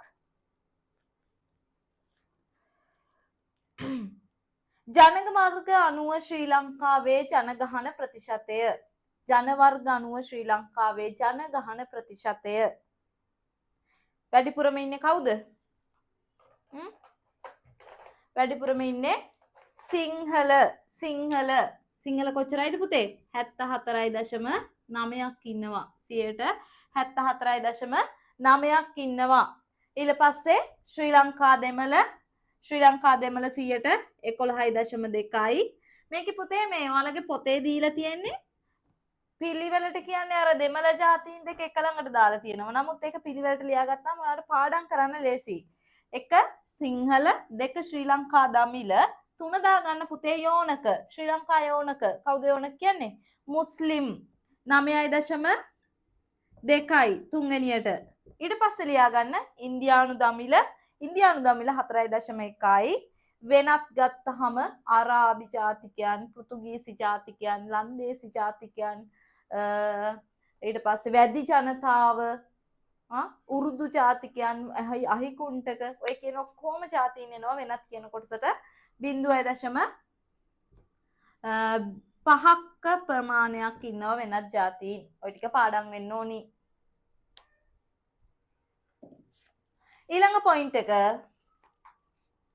ආගම් අනුව ශ්‍රී ලංකාවේ ජනගහන ප්‍රතිශතය. ආගම් අනුව ශ්‍රී ලංකාවේ ජනගහන ප්‍රතිශතය. වැඩිපුරම ඉන්නේ කවුද? බෞද්ධයින්නේ. බෞද්ධයින් 70.2යි. 70.2යි. හින්දු 12.6යි. ඉස්ලාම් 9.7යි. ක්‍රිස්තියානි 7.4යි. වෙනත් 0.1යි. ඔය ප්‍රධාන ආගම් හතරට අමතරව වෙන වෙන ආගම්, දේවවාදී ආගම්, ඊට පස්සේ ඔය කාලීනව පැවතගෙන ඉස්සර ඉඳලම තිබ්බ ආගම් නේ, ඔය වගේ ආගම් ගණනාවක් අපිට අඳුර ගන්න පුළුවන් පුතේ ලංකාව තුලත් ඉතා සුළු ප්‍රමාණයකින්. ඔය කොහොම වුණත් සිංහලයින්ට බෞද්ධ අදහන්න කියලා දෙයක් නැහැනේ. දමිලයට හින්දු අදහන්න කියලා එකක් නැහැ නේ. සිංහලයිනෝ බෞද්ධ අදහනවා, ක්‍රිස්තියානි අදහනවා, හින්දු ආගම අදහනවා. දමිල ජාතිකයෝ ඉන්නවා හින්දු අදහනවා, බෞද්ධ අදහනවා, කැතලික් අදහනවා. ඒ වගේ එකම ජාතියක් එයාට කැමති විදිහට ආගමක් අදහන්න පුළුවන්. ඒක තමයි ලංකාව කියලා කියන්නේ. මොන රටක්ද පුතේ? අපි මුල් පාඩමේදී ඉගෙන ගත්තා. ලංකාව කියලා කියන්නේ ප්‍රජාතන්ත්‍රවාදී ලක්ෂණ තියෙන රටක්. ඉතින් එහෙම රටකට පුළුවන් කැමති ආගමක්, කැමති භාෂාවක්, කැමති තැනක යන්න එන්න, කැමති විදිහට ජීවත් වෙන්න. හරි. ඒකේ ප්‍රතිඵලයක් විදිහට තමයි ඔය ආගම් අපිට හඳුන ගන්න පුළුවන් විවිධ ජාතීන් අධ්‍යයනය කරනවා. හරි. ඊළඟ මාතෘකාව ලියා ගන්න පුතේ. ශ්‍රී ලංකාව බහුසංස්කෘතික සමාජයක් වීම කෙරෙහි බලපා ඇති සාධක. ශ්‍රී ලංකාව බහුසංස්කෘතික සමාජයක් බවට පත්වීමට බලපා ඇති සාධක. ශ්‍රී ලංකාව බහුසංස්කෘතික සමාජයක් වීම කෙරෙහි බලපා ඇති සාධක. ලංකාව බහුසංස්කෘතික රටක් කියලා අපි කතා කරලා ඉවරයිනේ. සංස්කෘතියක් කියන්නේ මොකක්ද කියලා දන්නවා. බහුසංස්කෘතිකයක් කියලා කියන්නේ මොකක්ද කියලා දන්නවා. ඒ අතරින් ලංකාව, ඉන්දියාව, ඇමරිකාව කියලා කියන්නේ බහුසංස්කෘතිකත්වයෙන් ඉහළ රටවල් නේ. එතකොට ඔතන ප්‍රශ්නයක් ලියා ගන්න පුතේ. නෑ ඒක අවසානයේ දෙන්නම් මම ක්‍රියාකාරකමක් විදියට. හරි. ශ්‍රී ලංකාව බහුසංස්කෘතික රටක් බවට පත්වීම සම්බන්ධයෙන් කතා කරද්දී ප්‍රධාන සාධක 5ක් යටතේ අපිට කතා කරන්න පුළුවන්. ලංකාවේයි බහුසංස්කෘතික රටක් වුණේ. ලංකාවේයි ජාතීන් ගොඩක් ඉන්නේ. ලංකාවේයි භාෂා ගොඩක් කතා කරන්නේ. ලංකාවේයි ආගම් ගොඩක් අදහන්නේ. අන්නේ කියන දේවල් වලට හේතු සාධක වෙච්ච, හේතුපාදක වෙච්ච කරුණු 5ක් අපිට ප්‍රධාන වශයෙන් කතා කරන්න පුළුවන්. ප්‍රධාන එක තමයි පුතේ පිහිටීම. ලංකාව පිහිටලා තියෙන ආකාරය එක හේතුවක් වෙලා තියෙනවා මෙන්න මේ ලංකාව බහුසංස්කෘතික රටක් බවට පත් වෙන්න. පිහිටීම කොහොමද පුතේ බහුසංස්කෘතිකත්වයට බලපෑවේ? පිහිටීම ලංකාව කියලා කියන්නේ ඉන්දියන් සාගරයේනේ, මුතු ඇටයනේ. ඉන්දියන් සාගරයේ පිහිටලා තියෙන දූපතක්, ඉතා කුඩා භූමි ප්‍රදේශයක් සහිත නේ, කඳුකර ප්‍රදේශ සහිත, තැන්තලා ප්‍රදේශ සහිතනේ, මුහුදින් වට වෙච්ච ලස්සන රටක් නේ. හරි. මෙහෙම රටක පිහිටීම කොහොමද බහුසංස්කෘතික රටක් බවට පත් වෙන්න බලපාපු සාධක මොනවද කියලා කතා කරද්දී එකක් තමයි පුතේ මේ රටේ තියෙන මේ භූගෝලීය පිහිටීම. භූගෝලීය පිහිටීම. මේ පිහිටලා තියෙන ආකාරය අනුව ලෝක සිතියම ගත්තහම ඔයාලට නේ දකින්න පුළුවන් ලංකාව කියලා කියන්නේ ඉන්දියාවට පහළින් පිහිටලා තියෙන චූටි දූපතක්. ඊට අමතරව මේ පැත්තෙන් ඕස්ට්‍රේලියානු මහද්වීපය දැක් ගන්න පුළුවන්. මේ පැත්තෙන් උතුරු කොරියාව ওই ටික පැත්තත් එක්ක ආසියා මහද්වීපයේ ඉතුරු ටික බලා ගන්න පුළුවන්. මේ පැත්තෙන් අප්‍රිකා මහද්වීපය බලා ගන්න පුළුවන් නේ. මේ පැත්තෙන් උතුරු අප්‍රිකාව සහ දකුණු අප්‍රිකාව අඳුර ගන්න පුළුවන්. එහෙම අඳුර ගන්න පුළුවන්කම තියෙද්දි පුතේ ලංකාව තියෙන්නේ මෙන්න මේ වගේ තැනකනේ තනි වෙලා. එතකොට මෙන්න මේකේ තියෙන භූගෝලීය පිහිටීම හේතු වෙලා තියෙනවා පුතේ බහුසංස්කෘතික රටක් බවට පත්වීමට. ඉන්දියාවයි ලංකාවයි අතර තියෙන ඉතාමත් සුළු දුරක් නේ. ඉස්සර ඔය දැන් ටික ටික කාදනය වෙලා තමයි මේ තවත් දුරස් වෙලා තියෙන්නේ. නමුත් ඉස්සරම කාලෙට ගියාම පස්සේ පුතේ මේක අපි අහලා තියෙනවා නේද රාදම්ගේ පාලමක් තිබ්බා. ඒ පාලම තාම තියෙනවා. අපිට බුදුදහම ආවෙත් ඉන්දියාවෙන්. එතකොට ඉන්දියාවයි ලංකාවයි අතර ඉතා කිට්ටු සම්බන්ධතාවයක් ගොඩනැගිලා තියෙන මෙන්න මේ භූගෝලීය පිහිටීම නිසා. එතකොට ඉන්දියාවෙන් ජනතාව ලංකාවට එන ප්‍රමාණය වැඩිනේ. ඇයි? මේවා එක ළඟ පිහිටලා තියෙන හින්දා.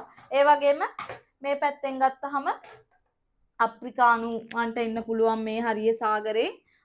ඊට පස්සේ මේ පැත්තේ ඉන්න අයට එන්න පුළුවන් නේ. ඕස්ට්‍රේලියා මහද්වීපෙන් එන්න පුළුවන්. අන්න ඒ වගේ මේක පිහිටලා තියෙන ආකාරයේ ප්‍රධානම හේතුවක් වෙලා තියෙනවා. මොකටද? ලංකාව තුල ලෝකයේ ඉන්න විවිධ ජාතීන් ලංකාවට පැමිණෙන්න. මේ හේතුව නිසාම ලෝකයේ ඉන්න විවිධ රටවල අය වෙළඳාම් කටයුතු සඳහා, අපේ රටේ සම්පත්තික අරන් යාම සඳහා, නේ යුද කටයුතු සඳහා, නේ ඔය වගේ භූමිය අල්ලා ගැනීම සඳහා විවිධාකාර හේතු පදනම් කරගෙන අපේ රටට සංක්‍රමණය වෙලා තියෙනවා. අන්න ඒක නිසා විවිධ ජාතීන් විවිධ ආගම් නිර්මාණය වෙලා තියෙනවා. ඊළඟට තව එකක් තමයි ඉන්දියන් සාගරයේ මධ්‍යගතව පිහිටීම. ඔව් ඉන්දියන් සාගරයට මධ්‍යගතව පිහිටීම නිසා අපි කලින් කිව්වා වගේ මේ රටවල් වලට ලංකාව කියන දූපතට පැමිණීමට ඉතාමත් පහසුයි. ඒ කාරණාවත් හේතු වෙලා තියෙන. ඒ වගේම ඉන්දියාවට ආසන්නයේ පිහිටීම පෙර අපර දෙදික වෙළඳ මධ්‍යස්ථානයක් ලෙස සැලකීම. පෙර අපර දෙදික වෙළඳ මධ්‍යස්ථානයක් ලෙස සැලකීමත් මෙන්න මේක බහු සංස්කෘතික රටක් බවට පත්වීමට හේතු වෙලා තියෙනවා පුතේ. අපි දන්නවා ලංකාව තුළ තියෙනවා ස්වාභාවික වරායක් නේ. ත්‍රිකුණාමල ස්වාභාවික වරාය. එතකොට මෙන්න මේ දෙපැත්තේ මේ ආසියානු පැත්තේ ඊට පස්සේ මේ මැද පෙරදිග කලාපේ ওই දෙක අතර භාණ්ඩ ප්‍රවාහනය කිරීමේදී නැවතුම් මධ්‍යස්ථානයක් විදිහටත් ලංකාව භාවිතා කරලා තියෙනවන්නේ හේතු නිසා ඒ වෙළඳාම් කටයුතු වලට පෙරදිග රටවල් අපරදිග රටවල් සම්බන්ධ වෙද්දිත් ඒ අතර මගදී හම්බෙච්ච දූපතක් විදිහට මේක තුල විවිධ ජාතීන් මුල් බැස ගන්න පටන් අරගෙන තියෙනවා. එහෙනම් ප්‍රධානම ලක්ෂණය තමයි ලංකාව බහු සංස්කෘතික රටක් බවට පත්වීමට බලපාන ප්‍රධානම ලක්ෂණය තමයි පුතේ ලංකාවේ පිහිටීම. උදාහරණ මොනවද? භූගෝලීය පිහිටීම, ඉන්දියන් සාගරයට මධ්‍යගතව පිහිටීම, ඉන්දියන් සාගරයේ ආසන්නයේ පිහිටීම, පෙර අපර දෙදිග වෙළඳ මධ්‍යස්ථානයක් ලෙස පැවතීම. ඔය පොයින්ට් 5 පාඩම් කරගන්න. 4යි තියෙන්නේ. ඔය පොයින්ට් 4 පිහිටීම යටතේ හොඳට පාඩම් කරගන්න. එතකොට මේකෙන් අපිට මෙහෙම ප්‍රශ්නයක් ආවොත් ශ්‍රී ලංකාව බහු සංස්කෘතික රටක් බවට පත්වීමට බලපෑ හේතු 4ක් ලියා ඉන් දෙකක් විස්තර කරන්න. දැන් අපිට පුළුවන් පිහිටීම ලියලා පිහිටීමේ අර පොයින්ට් 4ත් එක්ක විස්තර කරන්න බැරිද? විස්තර කරන්න පුළුවන්. ওই පොයින්ට් 4 පාඩම් කරගන්න. හරි.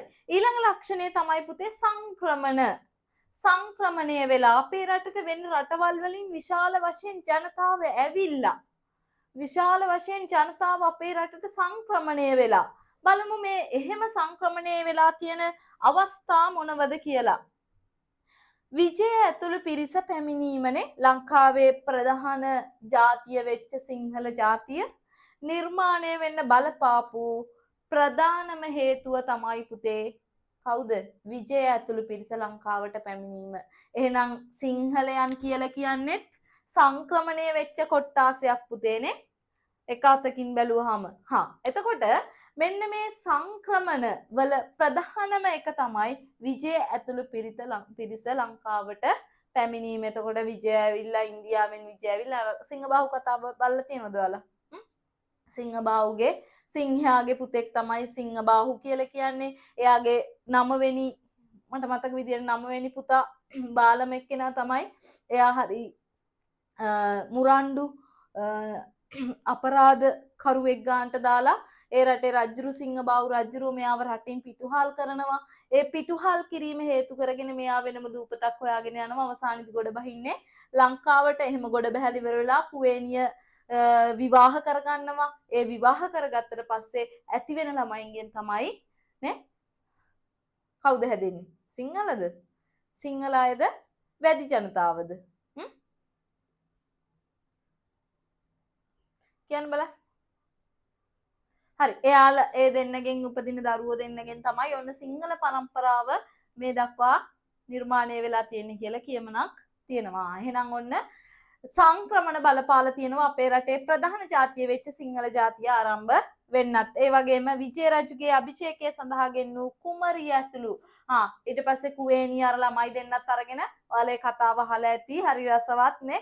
විජය රජු අර ළමයි දෙන්න බිහි කරාට පස්සේ විජය රජු බිහි කරන්නේ නැහැ නේ මේ කුවේණිය. කුවේණිය ඒ දරුව දෙන්න බිහි කරලා එයාලා දෙන්නත් එක්ක ජීවත් වෙද්දී විජය රජුරන්ට කොහොම හරි කුවේණිව එපා වෙනවා. කුවේණිව දාලා යනවා සහ කුවේණිව ළමයි දෙන්නත් අරගෙන වනගත වෙනවා කැලේට යනවා. ඊට පස්සේ විජය රජුරන්ට මේ ලංකාවේ ආධිපත්‍ය තියාගන්න මොකද වෙන්නේ? අභිෂේක ලබන්න ඕනේ වුණා රජ කෙනෙක් විදියට. ඒක සඳහා ආයා ඉන්දියාවෙන් කුමාරියක් ගෙන්නනවා පුතේ බද්දකච්චායනා කියලා. අන්න ඊට පස්සේ විජය රජුරෝ බද්දකච්චායනත් එක්ක විවාහ වෙලා රටේ කටයුතු කරනවා රටේ රජුරුව විදියට. අන්නේ ඇතුළු පිරිසත් බද්දකච්චායන විජය පිරිසාවට පස්සේ ආයෙනෝ බද්දකච්චායන ඇතුළු පිරිසක්. අන්න එතකොටත් සංක්‍රමණික පිරිසක් අපේ රටේ මුල් බැස ගන්න පටන් ගන්නවා. ඉන්දියාව ආభాෂ කරගෙන. ඒ වගේම පඬුවස් දෙව් ඇතුළු පිරිස ලංකාවට පැමිණෙනවා. පඬුවස් දෙව් කියලා කියන්නේ කවුද? පඬුකාභය රජුරුවන්ගේ තාත්තනේ. බද්දකච්ච නායනාගේ අයියා හරි මල්ලි හරි. වෙනම පිරිසක් ආයෙනවා ඉන්දියාවෙන් ලංකාවට. බද්දකච්චායනා ඇතුළු පිරිස පිරිසක් එනවා අර විජයගේ වයිෆ්ට කියන්නේත් බද්දකච්චායනා. ආයේ බද්දකච්චායනා කියලා කුමරිය ඇතුළු පිරිසක් එනවා. ඒ වගේම මිහිඳු මහරහතන් වහන්සේගේ පැමිණීම පුතේ මිහිඳු මහරහතන් වහන්සේ තමයි අපිට අන්න තව ආගමික කොට්ටාසයක් වෙන බුද්ධ ආගම ලබා දෙන්නේ. අන්න බුද්ධ ආගම ලැබෙන්නත් ප්‍රධාන වශයෙන්ම බලපාන්නේ නම් සංක්‍රමණය කියන දේ බුදුහාමුදුරුවෝ පැමිණෙනවා. ඊට පස්සේ සංඝමිත්තා තෙරණිය ඇතුළු බුදුහාමුදුරුවන්ගේ නැගණියනේ අශෝක රජුරුවන්ගේ දුව. අන්න දුවයි පුතයි දෙපාරකට ලංකාවට ආවට පස්සේ සංක්‍රමණික දෙකොට්ටාසයක් නිර්මාණය වෙනවා.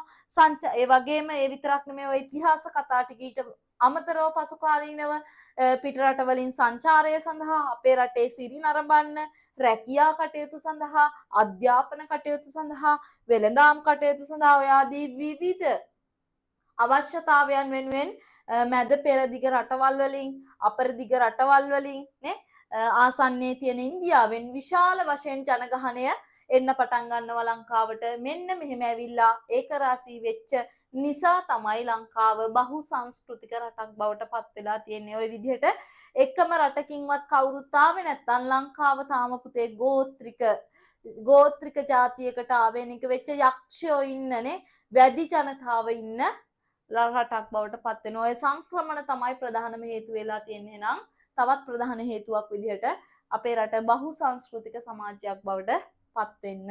හරි. තුන්වෙනි එක තමයි පුතේ ආක්‍රමණ. ඒ විතරක් නෙමෙයි අපේ රට කියලා කියන්නේ පුතේ සම්පත් බහුල රටක් නේ. අපි අහලා තියෙනවා ලංකාව කියලා කියන්නේ ලෝකෙම කුරුඳු අතින් ක්වොලිටිම කුරුඳු තියෙන රට. තේ වලින් නේ. තේ නම් එන්නේ බ්‍රිතාන්‍යයන් අපේ රට අල්ලගත්තට පස්සේ. ඊට කලින් එන සාල් වර්ග කරාබු නැටි, ඊට පස්සේ ඇද්දල, මුතු මැණික් ඔය වගේ වටිනා කියන සම්පත් අපේ රටේ තිබිලා තියෙනවා. ඒ වගේම ස්වාභාවික වරායක් අපේ රටේ පිහිටලා තියෙනවා. මෙන්න මේ හේතු කාරණා එක්ක පුතේ ඒ වගේම ඉන්දියාවට ආසන්නම රට. ඉන්දියාවට තව කායික හරි යුද්ධයක් ඇති වුණොත් බේරෙන්න පුළුවන් ලංකාවට ඇවිල්ලා. ඔන්න ආදී කරුණු රැසක් පදනම් කරගෙන මොකද වෙන්නේ? ලංකාව ආක්‍රමණය කරන්න, ලංකාව අල්ලගන්න තණ්හාවක් ඇති වෙනවා වෙන රටවල් වල නායකයින්ට. අන්න ඒකේ ප්‍රතිඵලයක් විදිහට විවිධ සංක්‍රමණිකයෝ ලංකාවට ඇවිල්ලා යුද ඇති කරනවා. මේ දේවල් ඇති කරපු නිසා යාළ ඇවිල්ලා පදිංචි වීමත් එක්ක ඔන්න තවත් ජාතීන් ප්‍රමාණයක් නිර්මාණය වෙන්න පටන් ගන්නවා. විශේෂයෙන් දමිළ ජනතාව මේ විදිහට නිර්මාණය වෙන්න පටන් ගන්නවා. අරාබි ජාතීන්, මුස්ලිම් ජාතීන් ඇවිල්ලා ජනාවාස පිහිටුවා ගැනීමක් සිද්ධ කරනවා. ආක්‍රමණ කිහිපයක් ගැන ඔයාලට දීලා තියෙනවා. සේන ගුත්තික ආක්‍රමණය, පණ්ඩු පාරින්ද ඇතුළු පිරිසගේ ආක්‍රමණය, කාලිංග මාග ආක්‍රමණය සහ බටහිර යුරෝපා ජාතීන්ගේ ආක්‍රමණය. ඔය විදිහට විවිධ ආක්‍රමණ අවස්ථාවලින් ලංකාවට ඇවිල්ලා සිදු කරන ක්‍රියාකාරකම් එක්ක එයාලා ඇවිල්ලා හැම අපේ රටේ පදිංචි වෙනෝනේ. එලාර දුටු ගැමුණු යුද්ධෙදි මොකද වුනේ? එලාරට වෙනමම කෑල්ලක් වෙනමම කොටසක් ලංකාවෙන් ඕනි කියලා දමිළ ජනතාවට ඕනි කියලා නේ ඝට්ටනයක් තිබිලා ඊට පස්සේ ඒකෙදිත් කවුදෙලාරව පරාද වෙනවා. එයා කියලා කියන්නේ ලංකාවේ කෙනෙක් නෙමෙයි විදේශිකයෙක්. ඔන්න විදියට විවිධ යුද ගැටුම් ආක්‍රමණ හේතුවෙන් ලංකාව තුළ විවිධ ජාතීන් මුල් බැස ගන්න පටන් ගන්නවා. ඒ වගේම විවිධ ජාතීන් වෙළඳාම පදනම් කරගෙන ලංකාවට එනවා පුතේ. රටවල් වල තියෙන බඩු බාහිරාදිය මෙහෙ විකුණන්න, මෙහෙ තියෙන ඒවා හෙට අරන් ගිහිල්ලා විකුණන්න නේ, සේදමාවත් හරහා නේ, ඒ වගේ නිෂ්පාදනය කරන රෙදිපිලි මෙහෙ විකුණන්න, මෙහෙ තියෙන වටිනා සම්පත් එහෙ අරන් ගිහිල්ලා විකුණන්න. ඔන්න ඒ වගේ දේවල් වෙළඳාම සම්බන්ධව පදනම් කරගෙනත් මොකද වෙලා තියෙන්නේ ලංකාව තුල බොහෝ ජාතීන් මුල බැස ගන්න පටන් ගන්නවා. උදාහරණ විදියට අරාබියන්, ඉන්දියානුවන්, චීන ජාතිකයන්, යුරෝපා ජාතීන් අපිට හඳුනා ගන්න පුළුවන්. දැනටත් මේ ජාතීන් සුළු වශයෙන් අපේ ලංකාව තුළ ජීවත් වෙන ඕලන්ද ජාතීන්, ප්‍රංශ ජාතීන්, පෘතුගාලයින් ඒ වගේ ජාතීන් අපේ රට තුළ ජීවත් වෙන්නේ මෙන්න මේ කියන ආක්‍රමණ වෙළඳාම් වගේ ප්‍රධාන හේතුන් නිසා. ඒ වගේම අවසාන පොයින්ට් එක විදියට අපිට සාකච්ඡා කරන්න පුළුවන් ශ්‍රමිකයින් ගෙන්වා ගැනීම. අපි දන්නවා පුතේ අපේ රට යටත් විජිතයක් බවට පත් වෙලා හිටිය අවුරුදු 134ක කාලයක් කාටද? ඉංග්‍රීසි ජාතිකයන්ට, බ්‍රිතාන්‍යයන්ටනේ. බ්‍රිතාන්‍යයන්ට යටත් වෙලා හිටපු කාලවකවානුවේ අපේ අධියර කිහිපයකින් තමයි ඉංග්‍රීසින් අපේ රට අල්ලගන්නේ. ඊට කලින් අපේ රට අල්ලගත්ත කවුද පුතේ? පෘතුගීසි, ලන්දේසි වගේ ජාතීන්නේ. යාලට වැඩි කාලයක් අපේ රට අල්ලගන්න බැරි වුණා.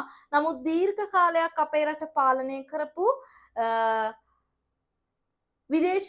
විදේශීය රාජ්‍ය විදියට අපිට ගන්න පුළුවන් බ්‍රිතාන්‍ය ජාතීන්. එතකොට මෙන්න මේ බ්‍රිතාන්‍ය ජාතීන් වසර 134ක පමණ කාලයක් අපේ රට පාලනය කරන්නේ. ප්‍රථම වතාවට 1796 දී අපේ රටේ මුහුදු බඩ ප්‍රදේශ ලංකාව වටේ අල්ලගන්නවා පුතේ යාලිස්සෙල්ලා. ඉංග්‍රීසින් ඇවිල්ලා ඊට පස්සේ ටික ටික මධ්‍යම කඳුකරේ පැත්තට එනවා. 1802 දී දිත්ව මණ්ඩලයක් විදියට පාලනය කරනවා. ඉතිහාසෙ දිගෙන ගන්නවා නේ. ඊට පස්සේ අවසානයේදී 1815 මේ මෑත දශකයේනේ 19 වෙනි සියවසේ 1815 දී ඉංග්‍රීසි ජාතීන් සම්පූර්ණයෙන්ම අපේ රට ශ්‍රී වික්‍රම රාජසිංහ රජුව පරාජය කළා යටත් විජිතයක් බවට පත් කරගන්නවා. ඒ ඉඳලා 1948 වෙනකල් අපි ජාතික උත්සවය සමරනවානේ, නිදහස් උත්සවය සමරනවා. අන්නේ කාලවකවානුව දක්වා අපි ඉංග්‍රීසීන්ට යටත් වෙලා ඉන්නවා. ඉංග්‍රීසීන් එක අතකින් අපේ රට අල්ලගනිපු එක වාසියක් වෙනවා සේම අවාසියක්ුත් දෙනවා. ඕනම පැත්තක ධන සහ ඍණ හේතු තියෙනවනේ. එතකොට ඉංග්‍රීසින් අපේ රට අල්ලගත්තු නිසා අපේ රටේ තිබ්බ චිරාත් කාලයක් තිස්සේ තිබ්බ සාම්ප්‍රදායික ක්‍රම නැති වෙලා අපේ රට දියුණු වෙනවා, සංවර්ධනය වෙනවා, ආර්ථික අතින්, සමාජීය අතින්, දේශපාලනික අතින් ඔය කියන හැම දෙයක් අතින්ම දියුණු වෙනවා.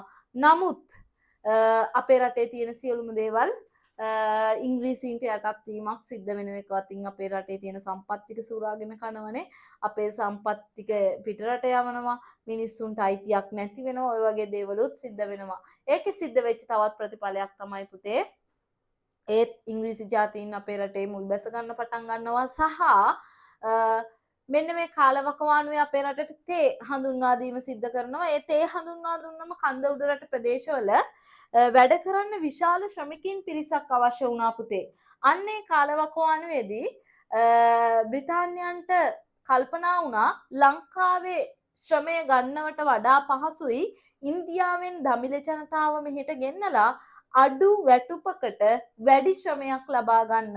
අන්නේ අරමුණින් මොකද කරන්නේ? දකුණු ඉන්දීය ජාතීන්, දමිළ ජාතීන් මෙහි ගෙනල්ලා කන්ද උඩරට ප්‍රදේශවල පදිංචි කරවලා එයාලගෙන් සේවය ලබා ගන්න පටන් ගන්නවා. ඊට පස්සේ එයාලත් අපේ රටේ කොටස්කරුවෝ බවට පත් වෙනවා. අන්න ඒ විදිහට ඉන්දීය දමිළ ජාතීන් අපේ රට තුල මුල් බැස ගැනීමක් සිද්ධ වෙනවා. ඔන්න ඒ ආකාර පහට ශ්‍රමිකයන් ගෙන්වා ගැනීම, පිහිටීම, සංක්‍රමණ, ආක්‍රමණ සහ වෙළඳාම කියන ආකාර පහ පදනම් කරගෙන තමයි අපේ රට බහු සංස්කෘතික රටක් බවට පත් වෙන්නේ. පැහැදිලිද? ඔය ටිකේ පොයින්ට් එක එක මතක තියාගන්න. එක එක නෙමෙයි වෙන වෙනම sorry. පොයින්ට් ටික වෙන වෙනම මතක තියාගන්න ඕනි. හරි. තියාගන්න.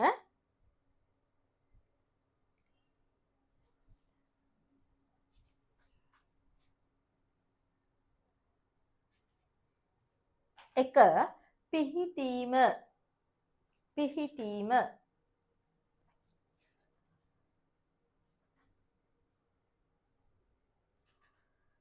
ඒ යටතේ ලියා ගන්න පුතේ භූගෝලීය පිහිටීම.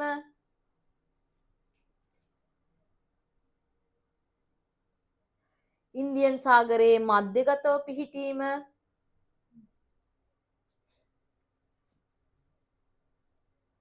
ඉන්දියාවට ආසන්නව පිහිටීම සහ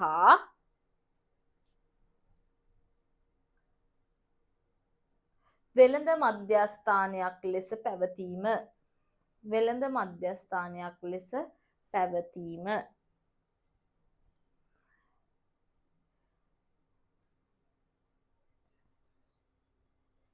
දෙවැනි එක සංක්‍රමණ.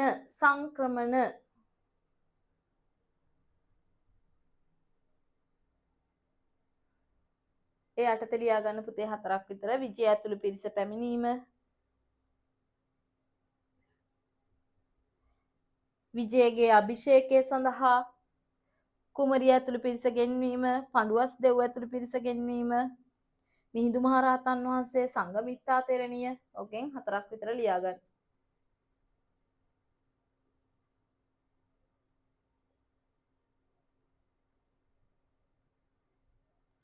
3 ආක්‍රමණ.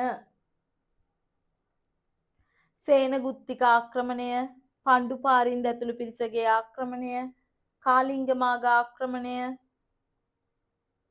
බටහිර යුරෝපා ජාතීන්ගේ ආක්‍රමණය. විවිධ ජාතීන් වෙළඳාම සඳහා පැමිණීම. ඒකිනුත් ලියා ගන්න අරාබි, ඉන්දියානුවන්, චීන, යුරෝපා.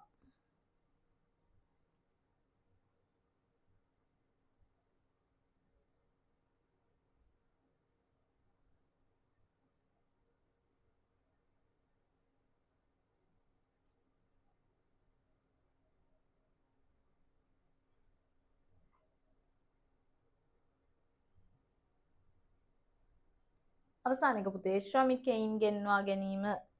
ඒ යටතේ ලියා ගන්න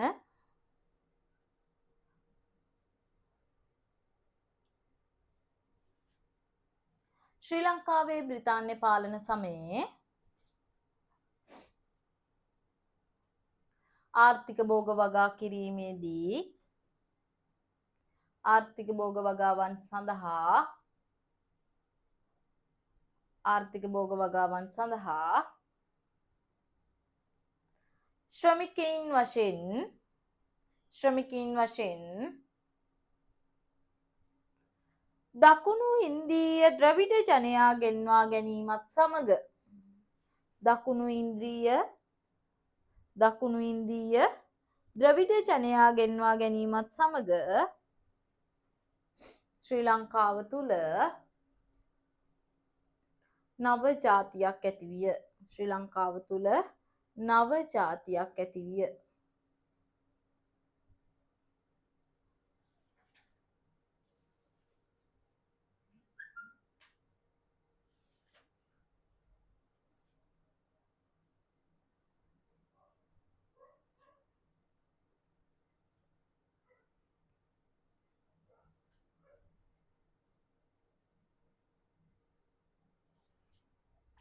ඊළඟ මාතෘකාව ලියා ගන්න පුතේ.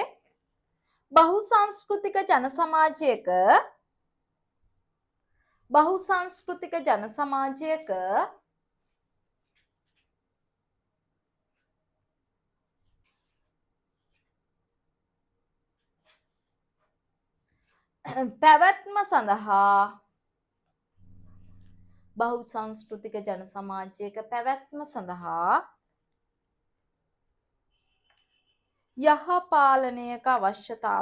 යහපාලනයක අවශ්‍යතාවය. බහුසංස්කෘතික ජන සමාජයක පැවැත්ම සඳහා යහපාලනයක අවශ්‍යතාවය.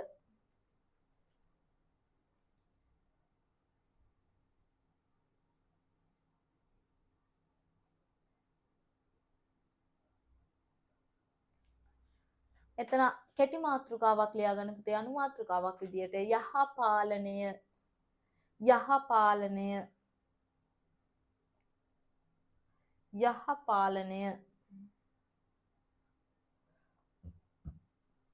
හරි.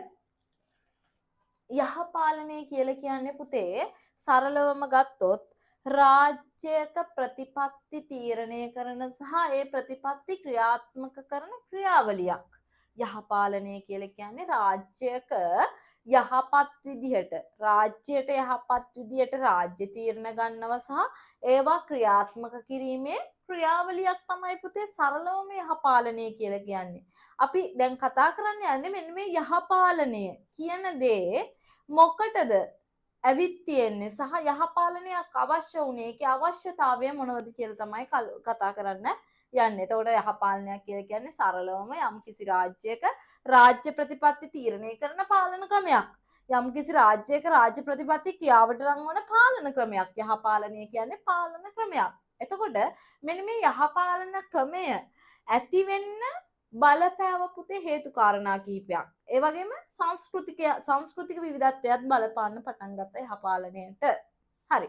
එතකොට ලෝකයේ ඇතැම් රටවල් අපේ රටවල් හැරුණාම අපි වගේ රටවල් හැරුණාම ආර්ථික සහ මානව සම්පත් කියන දේවල් වලින් පුතේ ලෝකයේ බොහෝ රටවල් ආර්ථික සම්පත් සහ මානව සම්පත් කියන සම්පත් දෙකෙන් හරි අනුුණයි පුතේ.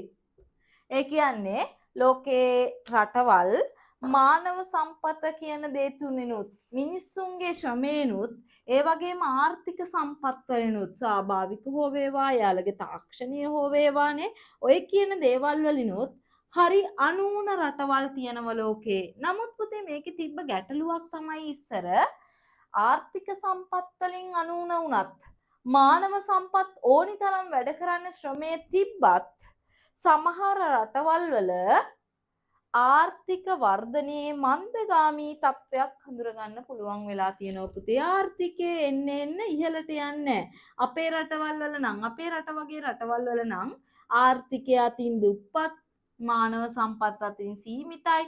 අන්න ඒක නිසා ආර්ථිකය මන්දගාමී වෙන එක අහන්න දෙයක් නැහැ. නමුත් ලෝකයේ ඇතැම් රටවල් ආර්ථිකය අතිනුත් ශක්තිමත් පුතේ. මානව සම්පත අතිනුත් ශක්තිමත් ඕන තරම් වැඩ දාන මිනිස්සු ඉන්නවා.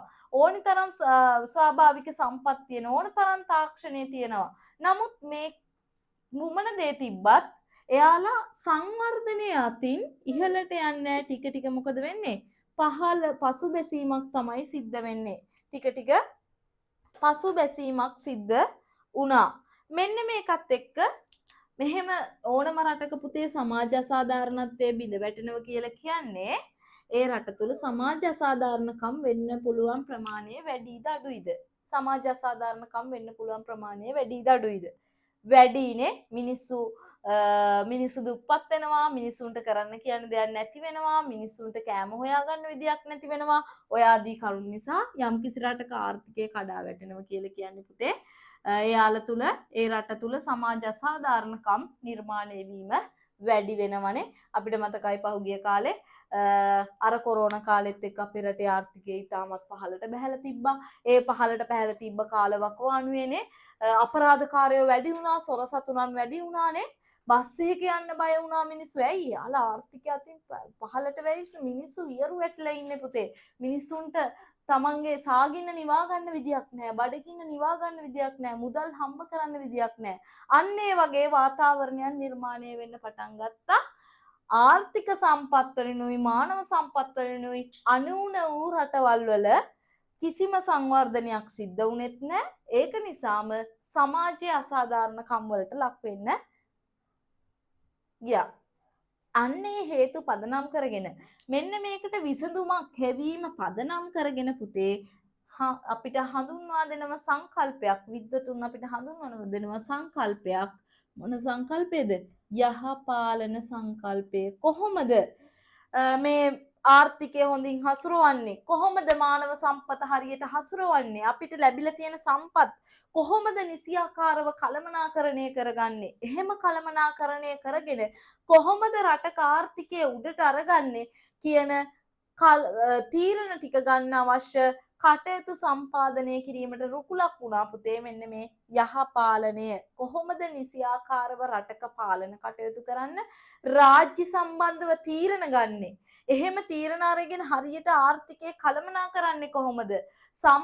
මානව සම්පත හරියට යොදව ගන්නෙ කොහොමද? කොහොමද කාල කළමනාකරණය කරගෙන හරියට රාජ්‍යයක් විදියට නැගී සිටින්නේ. ඒ ගනිපු තීරණ කොහොමද ක්‍රියාත්මක කරන්න ඕනි වගේ දේවල් ඇති වෙන්න පටන් ගත්තා. අන්න ඒකට විසඳුමක් විදියට යහපාලනය කියන සංකල්පය මතු කරන්න පටන් ගත්තා.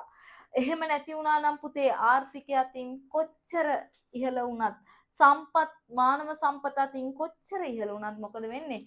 සමාජ අසාධාරණකම් ඇති වෙනවා. මොකද අර කියන දේවල් හරියට කළමනාකරණය කර ගැනීමට ඇති නොහැකියාව නිසා. මෙන්න මේක නිසා ඊට කලින් යහපාලනය ගැන කතා කරන්න කලින් එතකොට මෙන්න මේ සමාජ අසාධාරණත්වය නිර්මාණය වීමට අර ආර්ථිකයේ කොච්චර තිබ්බත් මානව සම්පත කොච්චර තිබ්බත් ඒ කිසිම කළමනාකරණයක් කර ගැනීමට නොහැකි තත්ත්වයට පත්වීමට හේතු වෙච්ච කරුණු ටිකක් අපිට අඳුර ගන්න පුළුවන් පුතේ. කොච්චර ස්වාභාවික සම්පත් වලින් අනූන රටක් වුවත් මානව සම්පත් වලින් අනූන රටක් වුවත් මොකද වෙන්නේ? අන්නේ කියන රට තුල ඇයි ඒ දේවල් හරියට ක්‍රියා කරවන්න බැරි? ඇයි හරියට ආර්ථිකය ශක්තිමත් කරගන්න බැරි කියන දෙයට බලපාපු හේතු කාරණා ටිකක් අපිට මතු කරගන්න හැකියාව තිබ්බා. එකක් තමයි අනවශ්‍ය ආකාරයේ බලය මැදගත වෙලා තිබ්බ පුතේ. ඒ මොකද්ද පුතේ කියන්නේ අනවශ්‍ය ආකාරයට බලය මැදගත වෙලා තිබ්බ කියලා. ඒ රටවල් වල බලය අර ඉස්සර හිටියා පුතේ ධනපති පන්තිය සහ දිනදන පන්තිය ඊට පස්සේ වෙළඳාම් කරන පන්තියක් හිටියා. එතකොට මොකද වෙලා තිබ්බේ? බලය ලබාගත්තු අය අනවශ්‍ය විදිහට රටවල් පාලනය කරන්න පටන් ගත්තා. අනවශ්‍ය විදිහට පාලන කටයුතු මෙහෙවන්න පටන් ගත්ත. එක තැනකට බලය ඒකරාශී වෙන්න පටන් ගත්ත පුතේ. ධනවතුන් අතරට බලය ඒකරාශී වෙන්න පටන් ගත්තා. දැනුම නැති වුණත් ධනය තියෙනව නම් බලය තියෙනව නම් අන්න අතන්ට බලය එකතු වෙන්න පටන් ගත්තා. මෙන්න මේක එක හේතුවක් වුණා. මෙන්න මේ කියන දූෂිත අසාධාරණ පාලන ක්‍රමයක් නිර්මාණය වෙන්න. ඒ වගේම රාජ්‍ය පාලනයේ අකාර්යක්ෂමතාවය රාජ්‍ය හරියට පාලනය කරන්න දන්නේ නැහැ. රාජ්‍ය හරියට රටේට අවශ්‍ය තීරණ ගන්න දන්නේ නැහැ. ඒ තීරණවත් ක්‍රියාත්මක කරන්න දැනුමක් නැහැ. අන්න රාජ්‍ය පාලනයේ ඉතාමත් අකාර්යක්ෂම තත්ත්වයටපත් වුණා. ඒ වගේම රාජ්‍ය දේපල රාජ්‍ය සේවය දේශපාලනීකරණය වුණාලු පුතේ. අන්න රාජ්‍ය සේවය රජයට අවශ්‍ය වගකීම් ඉෂ්ට කරන්නේ නැතුව එක දේශපාලඥයන්ගේ මතවලට අනුව කටයුතු කරන්න පටන් ගන්නවලු. එහෙම වුණාමත් මොකද වෙන්නේ? අර සමාජ අසාධාරණකම් සහිත හරියට කළමනාකරණය කරගන්න බැරි සමාජයක් රටක් නිර්මාණය වෙනවා. නිලධාරීවාදයක් නිර්මාණය වුණා. මොකක්ද නිලධාරීවාදය කියලා කියන්නේ පුතේ? නිලධාරීන්ට ඕනි විදිහට තමයි පාලන කටයුතු කරන්නේ. හැමතිස්සෙම නිලධාරීන්ට අනුව නිර්මාණය වෙච්ච දූරාවලියක් යටතේ නිලධාරීවාදය පමණක් ඉස්මතු වෙන්න පටන් ගත්තා. අනිත් අයගේ මත අහන්නේ එයාලට ඕන විදියට බලය හසුරවන්න පටන් ගත්තා. ඒ වගේම රාජ්‍ය ප්‍රතිපත්ති තීරණය කිරීම ඒවා ක්‍රියාවට නැංවීමට ජනතා සහභාගීත්වයක් කොයිම වෙලාවකවත් අරන් නැහැ පුතේ. රජයේ තීන්දුව ගනිද්දී ඒවා ක්‍රියාත්මක කරද්දී සාමාන්‍ය ජනතාවගේ අදහස් එයාලා ගණන් අරගෙන නැහැ. සාමාන්‍ය ජනතාවට අවස්ථාවක් දීලා නැහැ. ඡන්ද ක්‍රමයක් තිබිලා නැහැ. දේශපාලඥයන් පත් කරගන්න විදිහක් තිබිලා නැහැ. මෙන්න මේ වගේ දේවල්. ඒ වගේම අල්ල සහ දූෂණයට ඕනම දෙයක් කරන සමාජයක් බවට පත් වෙන්න පටන් ගත්තා. සල්ලි මත්තෙම නැහෙන සමාජයක් බවට පත් වුණා. රාජ්‍ය පාලකයින් වගකීමෙන් තොර වුණා නේ. රාජ්‍ය පාලනය කරන රජවරුන්ගේ ඉඳලා පහළ නිලධාරියා දක්වා ඔවුන් තමන්ගේ වගකීමෙන් බැහැර වෙලා බලය වෙනුවෙන් විතරක් කටයුතු කරන්න පටන් ගත්තා. ඒ වගේම පෞද්ගලික අංශය ජාතික අභිලාෂ නොතර කායින පෞද්ගලික අංශ අපිට ආර්ථිකය ගත්තහම පුතේ අංශ දෙකකට බෙදන්න පුළුවන් නේ. රාජ්‍ය අංශය හා පෞද්ගලික අංශය. එතකොට පෞද්ගලික අංශ හැමතිස්සෙම බැලුවේ රජයේ යහපත නෙමෙයි, මිනිස්සුන්ගේ පොදු යහපත නෙමෙයි, හැමතිස්සෙම යාළගේ ලාභය වෙනුවෙන් තමයි කටයුතු කරේ. ඔන්න ඔය වගේ අදූෂිත පාලන ක්‍රමයක්, වගකීම් විරහිත පාලන ක්‍රමයක්, අනවශ්‍ය ආකාරයෙන් බලය විමධ්‍යගත වෙච්ච අකාර්යක්ෂම දේශපාලනයක් සහිත නිලධාරීන් බලය මත කටයුතු කරන සමාජ ක්‍රමයක් තුළ නිර්මාණය වෙන්නේ අන්න අර කියපු අසාධාරණ සමාජයක් තමයි. අසාධාරණ සමාජයක්. හරියට කිසිම දෙයක් කළමනාකරණය කරගන්න බැරි, හරියට කිසි දෙයක් පිළිබඳ තීරණ ගන්න බැරි, ඒවා ක්‍රියාවට නංවා ගන්න බැරි අදූෂිත පාලනයක් නිර්මාණය වෙන්න පටන් ගත්තා. ඔන්න ඔය කියන කරුණු කාරණාත් එක්ක තමයි යහපාලනය කියන සංකල්පය මිනිස්සුන්ට හඳුන්වා දෙන්න පටන් ගත්තේ. යහපත් ලෙස කොහොමද රාජ්‍යයක් පාලනය කරගන්නේ? රටට යහපතක් වෙන විදිහට කොහොමද තීරණ ගන්නේ? ඒවා ක්‍රියාවට නංවන්නේ කොහොමද යන්න පිළිබඳව මෙන්න මේකෙදි හඳුන්වා දෙන්න පටන් ගත්තා. සහ යහපාලනයක් හඳුන්වා දුන්නාම ඒ රටවල් වල තිබ්බ වංචාව දූෂණය නැති කරන්න පුළුවන්. මිනිස්සුන්ගේ අදහස් විමසන්න පුළුවන්. මිනිස්සු නීතිගරුක විදිහට කටයුතු කරන්න පටන් ගත්තා. නිලධාරීන් පවා ඒ වගේම විනිවිදභාවයකින් යුතුව හොරමැරකම් වලින් තොරව රටේ තීරණ ගනිද්දී විනිවිදභාවයකින් යුක්තව ඒ දේවල් කරන්න පටන් ගත්ත පුතේ. මෙන්න මේ වගේ දේවල් නිර්මාණය වෙන්න නම් රටක් සාමකාමී කරන්න, විනිවිදභාවයක් ඇති කරන්න, අදූෂිත පාලන ක්‍රමයක් ඇති කරන්න, මිනිස්සුන්ගේ ප්‍රජාතන්ත්‍රවාදය සුරක්ෂිත කරන්න නම් රටකට අවශ්‍යයි කියලා ආව සංකල්පය යහපාලනය. එහෙනම් යහපාලනය කියන්නේ සරලයි රාජ්‍ය පිළිබඳ යහපත් තීරණ ගැනීම සහ ඒවා ක්‍රියාවලියට නැංවීමේ ක්‍රියාවලිය. බලන්න පුතේ යහපාලනයක් තියෙන රටක අපිට අඳුරගන්න පුළුවන් මූලික ලක්ෂණ ටිකක් දීලා තියෙනවා ඔයාලට. යහපාලනයක් තියෙන රටක අඳුරගන්න පුළුවන් මූලික ලක්ෂණ ටිකක් දීලා තියෙනවා. එක දූෂණයෙන් සහ වංචාවෙන් තොර රාජ්‍ය පාලනය හා පරිපාලනය. අන්න පුතේ යහපාලනයක් ක්‍රියාත්මක වෙන රටක මොකද්ද වෙන්න ඕනි? දූෂණයෙන් තොර වෙන්න ඕනි. වංචාවෙන් තොර වෙන්න ඕනි සහ රාජ්‍ය පාලනයයි පරිපාලනයයි හරියට අවංකව තිතට වැඩ කරන දෙයක් බවට පත් වෙන්න ඕනේ. පරිපාලන යාන්ත්‍රණයක් බවට පත් වෙන්න ඕනි යහපාලනයක් තියනව නම්. ඒ වගේම නිදහස හා සාධාරණත්වය තහවුරු වෙන්න ඕනේ. වෙනි සමාජවල ධනවත් පන්තියට එක විදියක්, නිර්ධන පන්තියට එක විදියක් එහෙම බෑ. හැම කෙනාටම නිදහස ඒ වගේම සාධාරණත්වයේ ඉෂ්ට වෙන්න ඕනි වුණා. ඒ වගේම නීතිය ආධිපත්‍යයට ගරු කිරීම හා අධිකරණීය ස්වාධීනත්වය ආරක්ෂා විය යුතු වුණා. යහපාලනයක් ගොඩනගනවා නම් ඒ සමාජය තුල අනිවාර්යෙන් නීති ආධිපත්‍ය අනිත් සියල්ලටම වඩා උහුලින් ඉහලින් නීතිය තියෙන්න ඕනි කියන එක තමයි නීති ආධිපත්‍ය කියලා කියන්නේ පුතේ. මොන කෙනා හිටියත්, ජනාධිපති හිටියත්, ඊට පස්සේ മന്ത്രിවරයෙක් හිටියත්, එජුපිස් එකේ නිලධාරියෙක් හිටියත්, පාරේ අතුගාන පුද්ගලයෙක් හිටියත්, සිංගමනේ යන පුද්ගලයෙක් හිටියත්, ඔය මොන පුද්ගලයෙක් හිටියත් හැම කෙනාටම ඉහලින් තියෙන්න ඕනි නීතිය. එතකොට තමයි නීතිය ක්‍රියාත්මක කරන්න පුළුවන්. එහෙනම් යහපාලනයක් සහිත සමාජයකත් අනිවාර්යෙන් තියෙන්න ඕනි නීතියේ ආධිපත්‍ය. ඒ වගේම අධිකරණයේ ස්වාධීනත්වය. අධිකරණයට නිදහස තියෙන්න ඕනි පුතේ. ඕනම කරුණක් සම්බන්ධයෙන් හරි තීරණ ගන්න, හරි විනිශ්චයක් ගන්න, සාක්ෂි හොයලා බලලා හරි තීරණ ගන්න. එහෙම කෙලින් කටයුතු කරන්න පුළුවන් අධිකරණයක් නිර්මාණය වෙන්නේ අධිකරණයට ස්වාධීනත්වයක් තිබ්බොත් විතරයි. ස්වාධීනව කටයුතු කරන්න අවශ්‍ය වටපිටාවක් තිබ්බොත් විතරයි.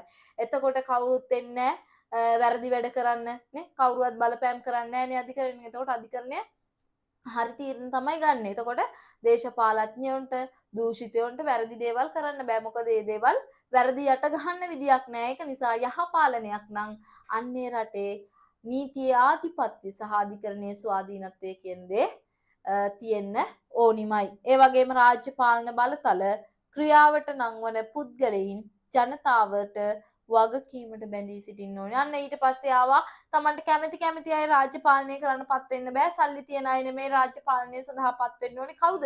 ජනතාවගේ ඡන්දයෙන් තේරීපත් වෙලා යන නියෝජිතයන් තමයි රාජ්‍ය පාලන කටයුතු වලට මැදිහත් වෙන්න ඕනි. එහෙම මැදිහත් වුණොත් එයාලා අවසානයේදී වග කියන්නේ කාටද පුතේ? ජනතාවට. ඒක නිසා ජනතාවට බය එයාලා වැරදි කරන එක අඩු කරගන්නවා. ජනතාවට වග කියන්න ඕනි පිරිසක් නිර්මාණය කරා. අයිතිවාසිකම් සුරක්ෂිත සමාජයක් නිර්මාණය වෙන්න ඕනි කිව්වා.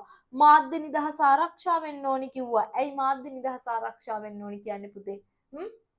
මාධ්‍ය නිදහස ආරක්ෂා වෙන්න ඕනි කියන්නේ ඇයි? මාධ්‍ය හරහා තමයි රටේ පුරවැසියෝ දේශපාලන තන්ත්‍රය පිළිබඳ තොරතුරු ලබා ගන්නේ. ඒ වගේම දේශපාලන තන්ත්‍රය ඒ රටේ පුරවැසියන් කරන ක්‍රියාදාමයන්, ඒ රටේ පුරවැසියන් සිදු කරන දේවල්, ඒ රටේ පුරවැසියන්ගේ දුක් වේදනා මේ සියලු දෙයක්ම දැනගන්නේ මාධ්‍ය හරහා ඒක නිසා නිදහස් මාධ්‍යයක් පවතින්න ඕනේ යහපාලනයක් පවතින රටක. ඒ වගේම සම්පත් කාර්යක්ෂම හා ඵලදායීව භාවිත කරන්න ඕනි. විනිවිද භාවයකින් යුතුව නිතරම කළු විදිහට වැඩ කරන්නේ නැතුව හැමතිස්සෙම හැම දෙයක් පිළිබඳව රුපියලක් 7ක් ගානින් සම්බන්ධව වියදම් කරන හැම දෙයක් පිළිබඳව විනිවිද භාවයකින් කටයුතු කරන්න ඕනි. ඒ වගේම යහපත් ලෙස පාලනය කරන සමාජානුයෝජනය ක්‍රියාත්මක වෙන සමාජානුයෝජනය කියන්නේ මොකද්ද පුතේ? ඒ සමාජ ක්‍රමයන් වලට අනුව අනුගත වෙන එකනේ. හොඳ සමාජානුයෝජනයක් තියෙන්න ඕනේ. එහෙමයි කියලා නරක සමාජයක ඒ විදිහට අනුගත වෙනව නෙමෙයි. හොඳ සමාජයක යහපත් ලෙස අනුගත වෙන්න සමාජ ක්‍රමයක් ඒ වගේම ආණ්ඩු ක්‍රම ව්‍යවස්ථාවට අනුව කටයුතු කරන පාලන ක්‍රමයක් වෙන්න ඕන කියලා යහපාලනයක මූලික ලක්ෂණ ලිස්ට් එකක් ඉදිරිපත් කරන්න පටන් ගත්තා. මෙන්න මේ දැන් කියපු සියලුම කරුණු යහපත් ලක්ෂණද අයහපත් ලක්ෂණද? යහපත් ලක්ෂණනේ. එහෙනම් මෙන්න මේ කියන ලක්ෂණ ටික තියෙනවා නම් රටක් යහපත් විදිහට නිර්මාණය කරන්න පුළුවන් කියලා යහපාලනයෙන් පෙන්වා දුන්නා. පැහැදිලිද? හරි. ඔතනට ලියා ගන්න පුතේ. යහපාලනය කියන තැනට ලියා ගන්න.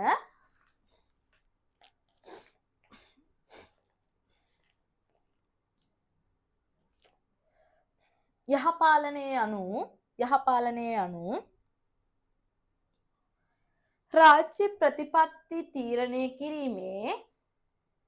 රාජ්‍ය ප්‍රතිපත්ති තීරණය කිරීමේ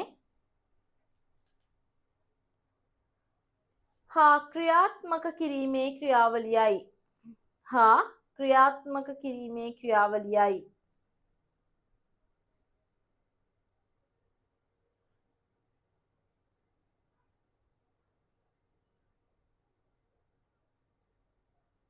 යහපාලනයක් ඊළඟට ලකුණ යහපාලනයක් සහිත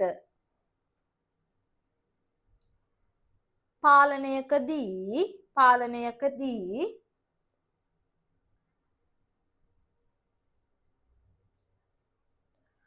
ජනතාවට යහපත උපරිම කරමින් පුරවැසි අයිතිවාසිකම් සුරක්ෂිත වූ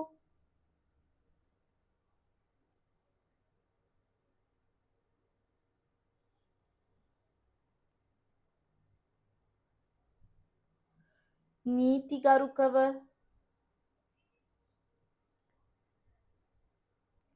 විනිවිදභාවයෙන්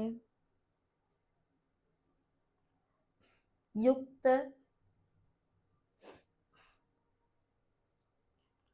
දූෂණයෙන් තොර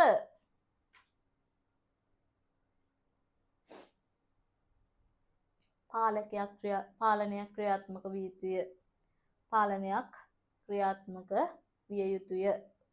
ක්‍රියාත්මක විය යුතුය.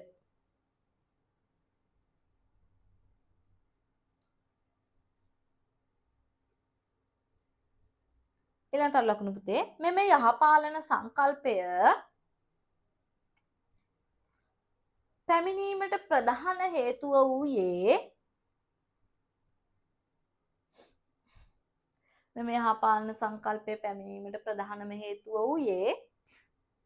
වෙන පෑනකින් ලියා ගන්න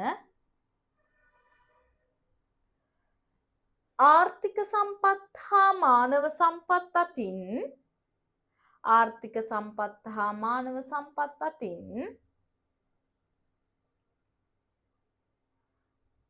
හිඟයක් නොමැති වුණත් ඇතැම් රටවල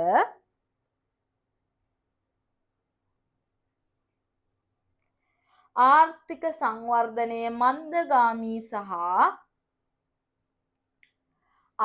සංවර්ධනය මන්දගාමී සහ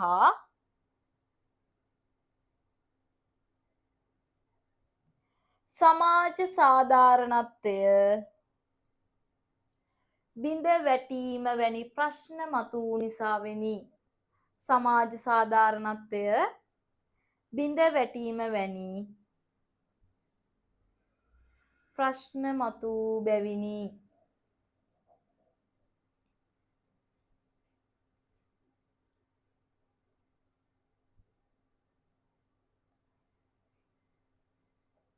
ඊළඟ තව ලකුණු පුතේ.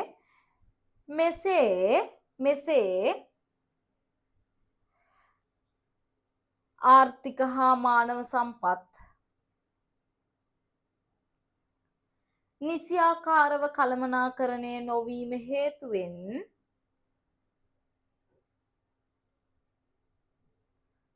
ආර්ථිකයේ පහත වැටි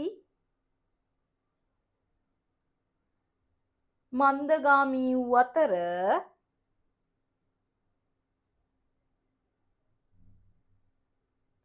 එහි ප්‍රතිඵලයක් ලෙස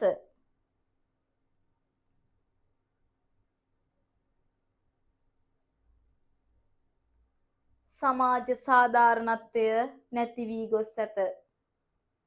සමාජ සාධාරණත්වය නැති වී ගොස් ඇත.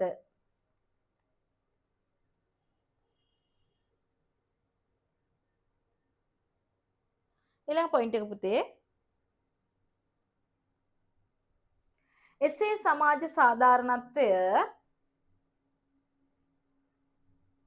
බිඳ වැටීමට බලපා ඇති හේතු කිහිපයකි.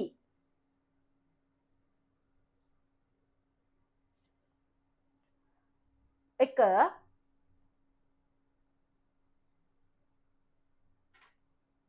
අනවශ්‍ය ආකාරයෙන් බලය මධ්‍යගත වීම.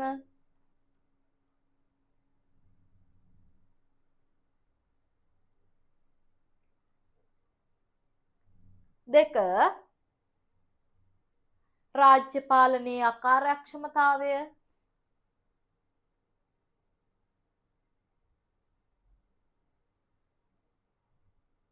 රාජ්‍ය සේවයේ දේශපාලනීකරණය වීම.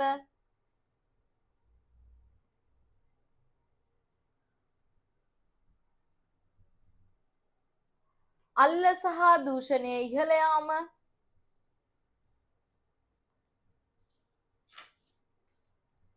රාජ්‍ය පාලකයින් වගකීමෙන් තොරවීම. රාජ්‍ය පාලකයින් වගකීමෙන් තොරවීම. ඒ තමයි සමාජ අසාධාරණත්වය ගොඩනැගීමට බලපෑ හේතු. හරි. ඔතන ප්‍රශ්නයක් ලියා ගන්න පුතේ. යහපාලනයක මූලික ගුණාංග 5ක් ලියා දක්වන්න. යහපාලනයක මූලික ගුණාංග 5ක් ලියා දක්වන්න.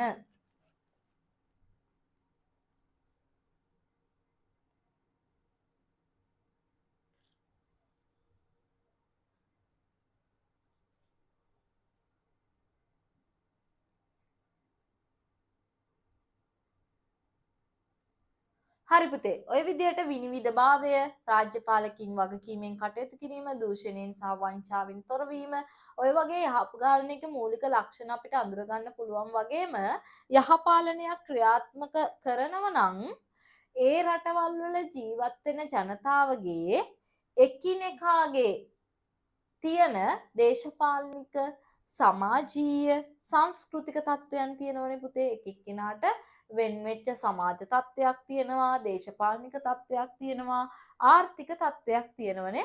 එහෙනම් යහපාලනයක් ගොඩනැගීමේදී මෙන්න මේ කාරණා ගැනත් අවධානය යොමු කරලා තියෙනවා.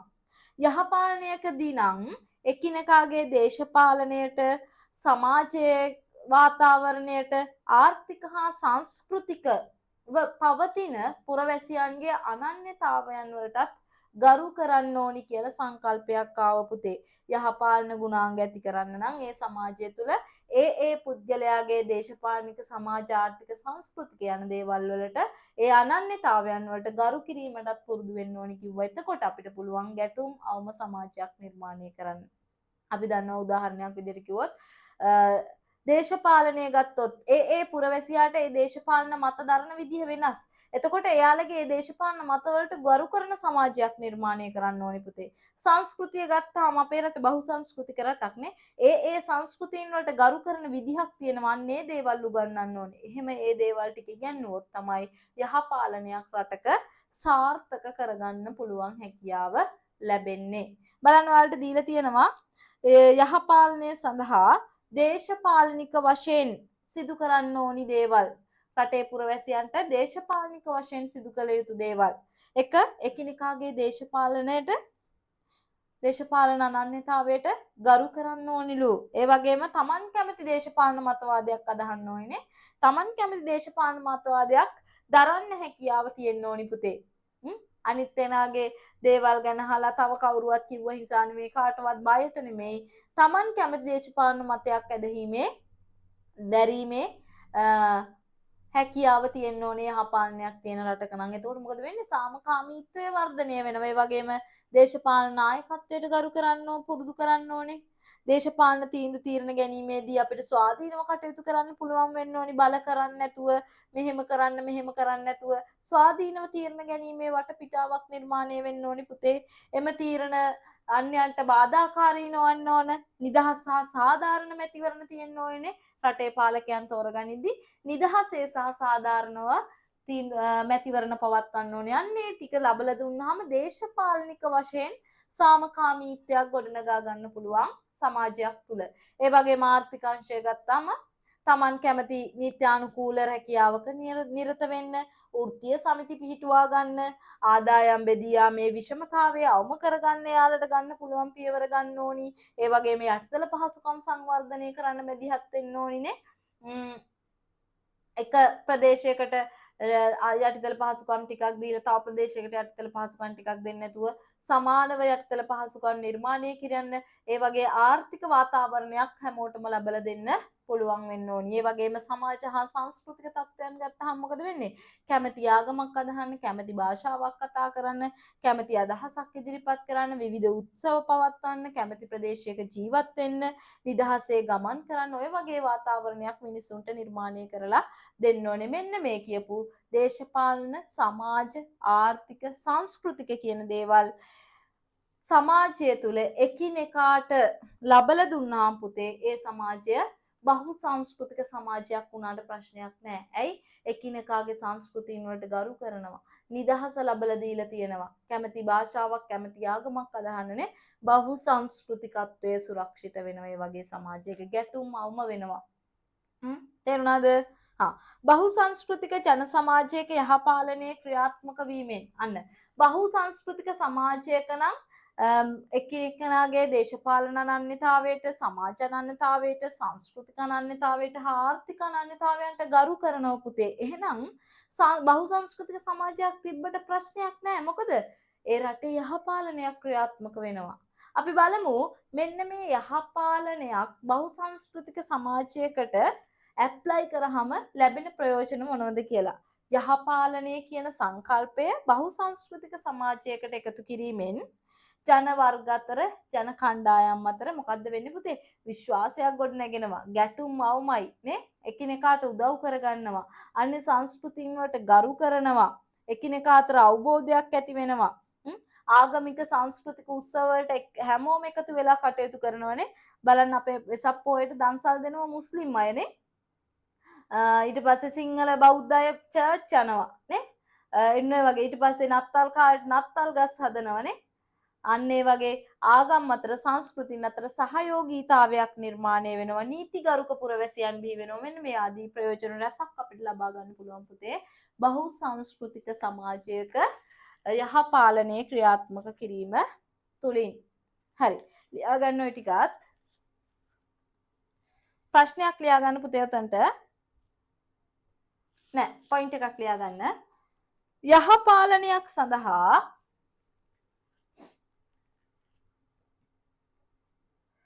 එකිනෙකාගේ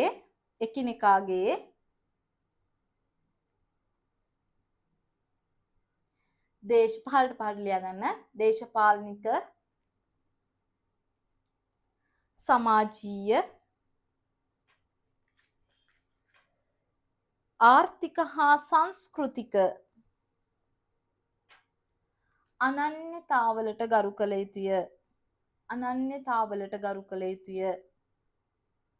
ඒකටම ලියාගන්න එවිට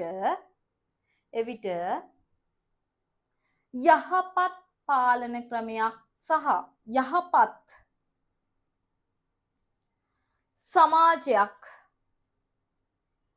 නිර්මාණය කර ගැනීමට හැකි වේ. නිර්මාණය කර ගැනීමට හැකි වේ. ඒ ටිකේ විස්තර දෙන්නේ නැහැ ටීචර්. ඔය පොතේ තියෙන ටිකමයි දෙන්න වෙන්නේ. ඒක නිසා ඔය ටික පාඩම් කරගන්න. අර පොයින්ට් ටික විදිහට මතක තියාගන්න. දේශපාලන, සමාජ, ආර්ථික, සංස්කෘතික වශයෙන් කොහොමද යාළගේ අනන්‍යතාවයන් වලට ගරු කරන්නේ කියලා. හරි. ලියා ගන්න පුතේ පොයින්ට් එකක්. බහුසංස්කෘතික ජන සමාජයක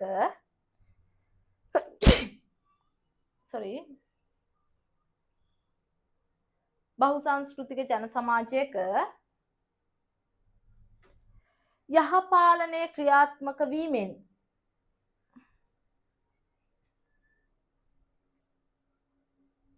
ලැබෙන වාසි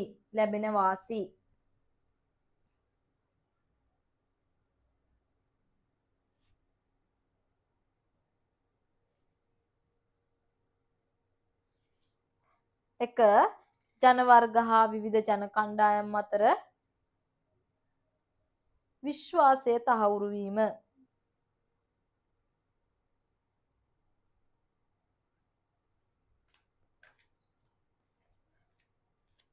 එකිනෙකා අතර අවබෝධය පුළුල් වීම.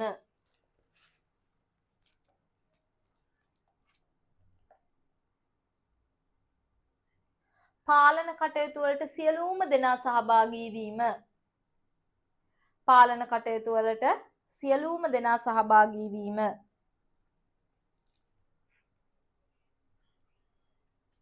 එකිනෙකාට ගරු කිරීම.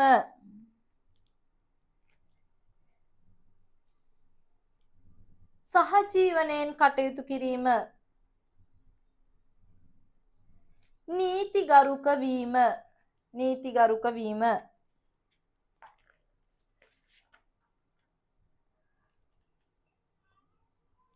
හරි.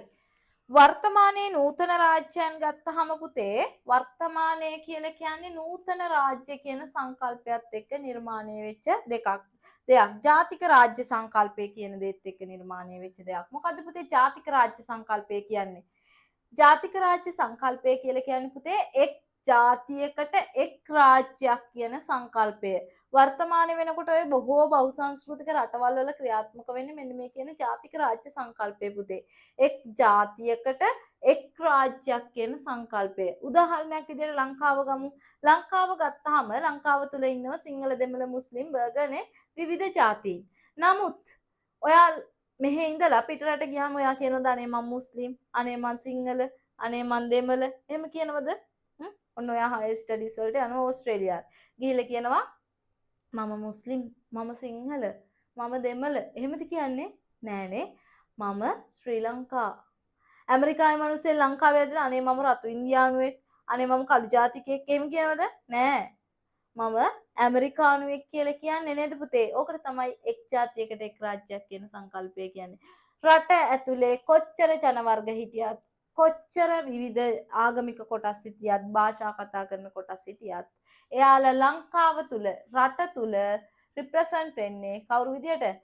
ලාංකීය කියන නමින්, ඒ රටේ නමින්. අන්න එක් රාජ්‍යයකට එක් ජාතියක්. එක් රාජ්‍යයකට එක් ජාතියක්. කොච්චර ජන වර්ග හිටියත්, කොච්චර ආගම් හිටියත්, කවුරු හිටියත් කිසිම වෙනසකට ලක් වෙන්නේ නැහැ. එයා ශ්‍රී ලංකා, එයා ඇමරිකා, එයා ඕස්ට්‍රේලියා, එයා ජපාන්, එයා චයිනා. අන්න එක් රාජ්‍යයකට එක් ජාතියක් කියන සංකල්පය අරගෙන ඇවිල්ලා තියෙනවා වර්තමානයේ වෙනකොට. එතකොට ඔය කිසිම ගැටලුවක් නැහැ. කොච්චර බහුසංස්කෘතීන් තිබ්බත්, කොච්චර සංස්කෘතීන් තිබ්බත් මෙන්න මේ ජාතික රාජ්‍ය සංකල්පය ක්‍රියාත්මක වෙනවා නම් ඒ රට තුල ප්‍රජාතන්ත්‍රවාදය ආරක්ෂා වෙලා සාමකාමී සමාජයක් නිර්මාණය වෙනවා. මොකද යාළ තුල තියෙන්නේ එක් ජාතියක් කියන සංකල්පය. ශ්‍රී ලාංකිකයෝ කියන හැඟීම තමයි යාලා හඳුන්වන්නේ. එතකොට මෙන්න මේ ක්‍රියාවලිය හේතු වෙලා තියෙනවා රටක් තුල සංවර්ධනයට, අභිවෘද්ධියට, සාමකාමීත්වයට. මේකේ තේමාවක් අරගෙන තියෙනවා පුතේ වෙනස්කම් තුලින් එකමුතු බව. වෙනස්කම් තුලින් කොච්චර වෙනස්කම් තිබ්බත් ප්‍රශ්නයක් නැහැ. ශ්‍රී ලංකාව කියන එකමුතුකමින් කටයුතු කරනවා නේද? එතකොට රටක් විදිහට ඉදිරියට යන්න හැකියාව ලැබෙනවා. හරි. තරු ලකුණක් දාලා ලියා ගන්න. නූතනය වන විට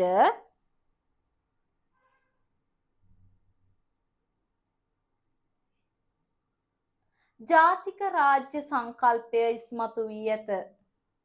නූතනය වන විට ජාතික රාජ්‍ය සංකල්පය ඉස්මතු වී ඇත.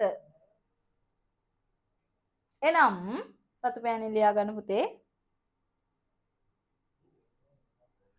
එක් ජාතියකට එක් රාජ්‍යයක් යන සංකල්පයයි. එක් ජාතියකට එක් රාජ්‍යයක් යන සංකල්පයයි. ඊළඟට ලකුණ එනම් එක රාජ්‍යයක් තුල තිබිය යුත්තේ එක ජාතියක් පමණි. එක් රාජ්‍යයක් තුල තිබිය යුත්තේ එක් ජාතියක් පමණි. උදාහරණයක් ලියා ගන්න. රටක් තුල විවිධාගම්, විවිධ සංස්කෘතීන්, විවිධ භාෂාවන් කොපමණ තිබුණත් ඔවුන් එක ජාතියක් ලෙස නම් කරයි. ඔවුන් එක ජාතියක් ලෙස නම් කරයි. ලියා ගන්න පුතේ මෙහෙම ලංකාව කියලා ලියලා සිංහල, දෙමළ, මුස්ලිම්, බර්ගර් ලියලා මේ ඔක්කොම ලියා ගන්න සංගල වරහණක් දාලා ශ්‍රී ලාංකීය ජාතිය, ශ්‍රී ලාංකීය ජාතිය, ශ්‍රී ලාංකීය ජාතිය.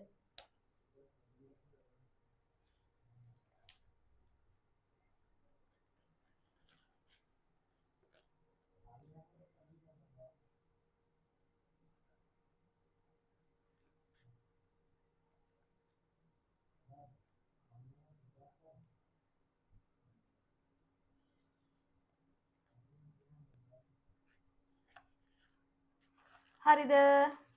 හා ඊළඟට අහගන්න බහුසංස්කෘතික සමාජයක යහපත් පැවැත්මට නම් අපි කොච්චර මේ සංකල්ප ගොඩ නැගුවත් මදි පුතේ. පුද්ගලයෙක් විදියට අපේ ළඟ තියෙන්න ඕනි ගුණාංග ටිකක්. ඒ ගුණාංග වර්ධනය කරගත්තොත් විතරයි අපිට එක ජාතියක් විදියට සාමකාමීව නේ කටයුතු කරන්න පුළුවන් හැකියාව ලැබෙන්නේ. බලන්න අපි විසින් ප්‍රගුණ කළ යුතු ගුණාංග ටිකක් ඔයාලට දීලා තියෙනවා. අන්‍ය ආගම් වලට ගරු කරන්න ඕනි. අන්‍ය සංස්කෘතීන් වලට ගරු කරන්න ඕනි. එකිනෙකා අතර අවබෝධයෙන් කටයුතු කරන්න ඕනි නේ. අන්‍ය සංස්කෘතිය වන එක සංස්කෘතියක තියෙන දේවල් තම සංස්කෘතියක ගරහන්න හොඳ නෑ පුතේ. අවබෝධයෙන් කටයුතු කරන්න ඕනේ. යාලා අදහන්නෙත් ආගමක් අපි අදහන්නෙත් ආගමක් නේ. හරි අවබෝධයෙන් යාලා කටයුතු කරන්න ඕනි පුරවැසියෝ විදිහට. ගැටුම් ඇති නොවන විදිහට හැම වෙලාවෙම කටයුතු කරන්න ඕනි. සාමූහිකත්වයෙන් ඉන්න ඕනි නේ. සමානාත්මතාවයක් යන්න ඕනි. මේ වගේ ලක්ෂණ පුරවැසියන් විදිහට තනි පුද්ගලයෝ විදිහට අපි ප්‍රගුණ කරන්න ඕනි. එහෙම වුණොත් තමයි යහපත් සමාජයක් නිර්මාණය වෙන්නේ. ඒ වගේම ඔයාලට දීලා තියෙනවා බහුසංස්කෘතික සමාජයක ජනතාව එක්සත්ව කටයුතු කිරීමෙන් ලැබෙන ප්‍රයෝජන පුතේ. මොනවාද ප්‍රයෝජන? ලේසි. බහුසංස්කෘතික සමාජයක මිනිස්සු එකමුතු වෙලා වැඩ කරාම මොනවද ලැබෙන්නේ? ගැටුම් අවුම් වෙනවා, සමගිය ඇති වෙනවා, සහජීවනය ඇති වෙනවනේ. එකිනෙකා අතර විශ්වාසය තහවුරු වෙනවා. ප්‍රජාතන්ත්‍රවාදය තහවුරු වෙනවා. නිදහස තහවුරු වෙනවා. එක් රටකට එක් ජාතියක් කියන හැඟීම ඇති වෙනව නේද පුතේ? එතකොට එහෙම වුණාම මේ රටට ජාතියක් විදිහට ඉදිරියට යන්න ලේසි. සමාජ සුරක්ෂිතභාවය ඇති වෙනවා. කවුරුත් හොරෙන් ප්ලෑන් ගහන්නේ නැහනේ. රට අගාධයට යන්නේ නැහැ. සාධාරණ සමාජයක් නිර්මාණය වෙනවා. මෙන්න මේ වගේ දේවල් නිර්මාණය වෙනවා. එහෙනම් බහු සංස්කෘතික රටකට අනිවාර්යෙන්ම තිබිය යුතු දෙයක් තමයි මොකක්ද? යහපාලනය කියන සංකල්පය. යහපාලනය කියලා කියන්නේ රටක් සම්බන්ධයෙන් තීරණ ගැනීම සහ එය ක්‍රියාවලියට නම් කිරීම. ඒ වගේම යහපාලනට වෙන්වෙච්ච ලක්ෂණ ටිකක් තියෙනවා. ඒ වගේම අන්‍ය පුද්ගලයන්ගේ දේශපාලන සමාජ සංස්කෘතීන් වලට අනන්‍යතාවයන් වලට ගරු කරන්න ඕනි. අන්‍ය සංස්කෘතීන් වලට ගරු කරන්න ඕනි. බහු සංස්කෘති කොච්චර සංස්කෘතීන් තිබ්බත් යහපාලනය ක්‍රියාත්මක වෙනව නම් අන්නේ සමාජය තුලට යහපත්ව ගැටුම් අවම වෙලා හරිම සාධාරණ විදියට එක් ජාතියකට එක් රාජ්‍යයක් යන සංකල්පය මත කටයුතු කරන්න පුළුවන් හැකියාව ලැබෙනවා. ප්‍රශ්නයක් ලියා ගන්න පුතේ. බහු සංස්කෘතික රටක යහපත් පැවැත්ම සඳහා බහු සංස්කෘතික රටක යහපත් පැවැත්ම සඳහා පුරවැසියෙකු විසින් ප්‍රගුණය කළ යුතු ගුණාංග.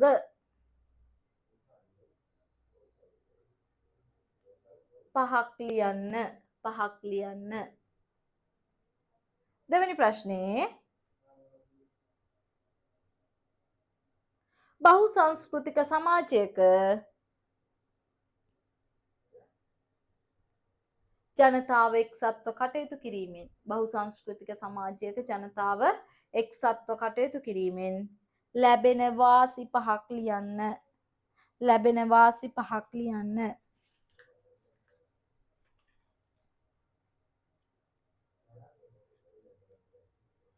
ලැබෙන වාසි පහක් ලියන්න. හරි. ඔය ප්‍රශ්න ටික ලියන්න ටීචර් දාන්න සහ රෙකෝඩින් ටික සම්පූර්ණ කරන්න පුතේ. ඔන්න ඔයාලගේ තුන්වෙනි පාඩම ඉවරයි 10 වසරට අදාළ. දෙවෙනි වාරයට අදාළ තව එක පාඩමක් තියෙනවා. ඒ ටිකත් කරලා අපි දිගටම පේපර්ස් සාකච්ඡා කරමු. ඔයාලගේ සෙකන්ඩ් ටර්ම් ටෙස්ට් එක ළඟයිනේ. එතකොට පේපර් සාකච්ඡා කරන්න ඕනේ. ඒක නිසා රෙකෝඩින් ටික බලලා ඉවර කරගන්න. තුන්වෙනි පාඩම ලේසි. මොන හරි ඉෂුව එකක් තියෙනවා නම් ටීචර්ගෙන් අහන්න. එහෙනම් ලබන සතියේ හමු වෙමු අපි 4 වෙනි පාඩමත් එක්ක. අයබෝවන්.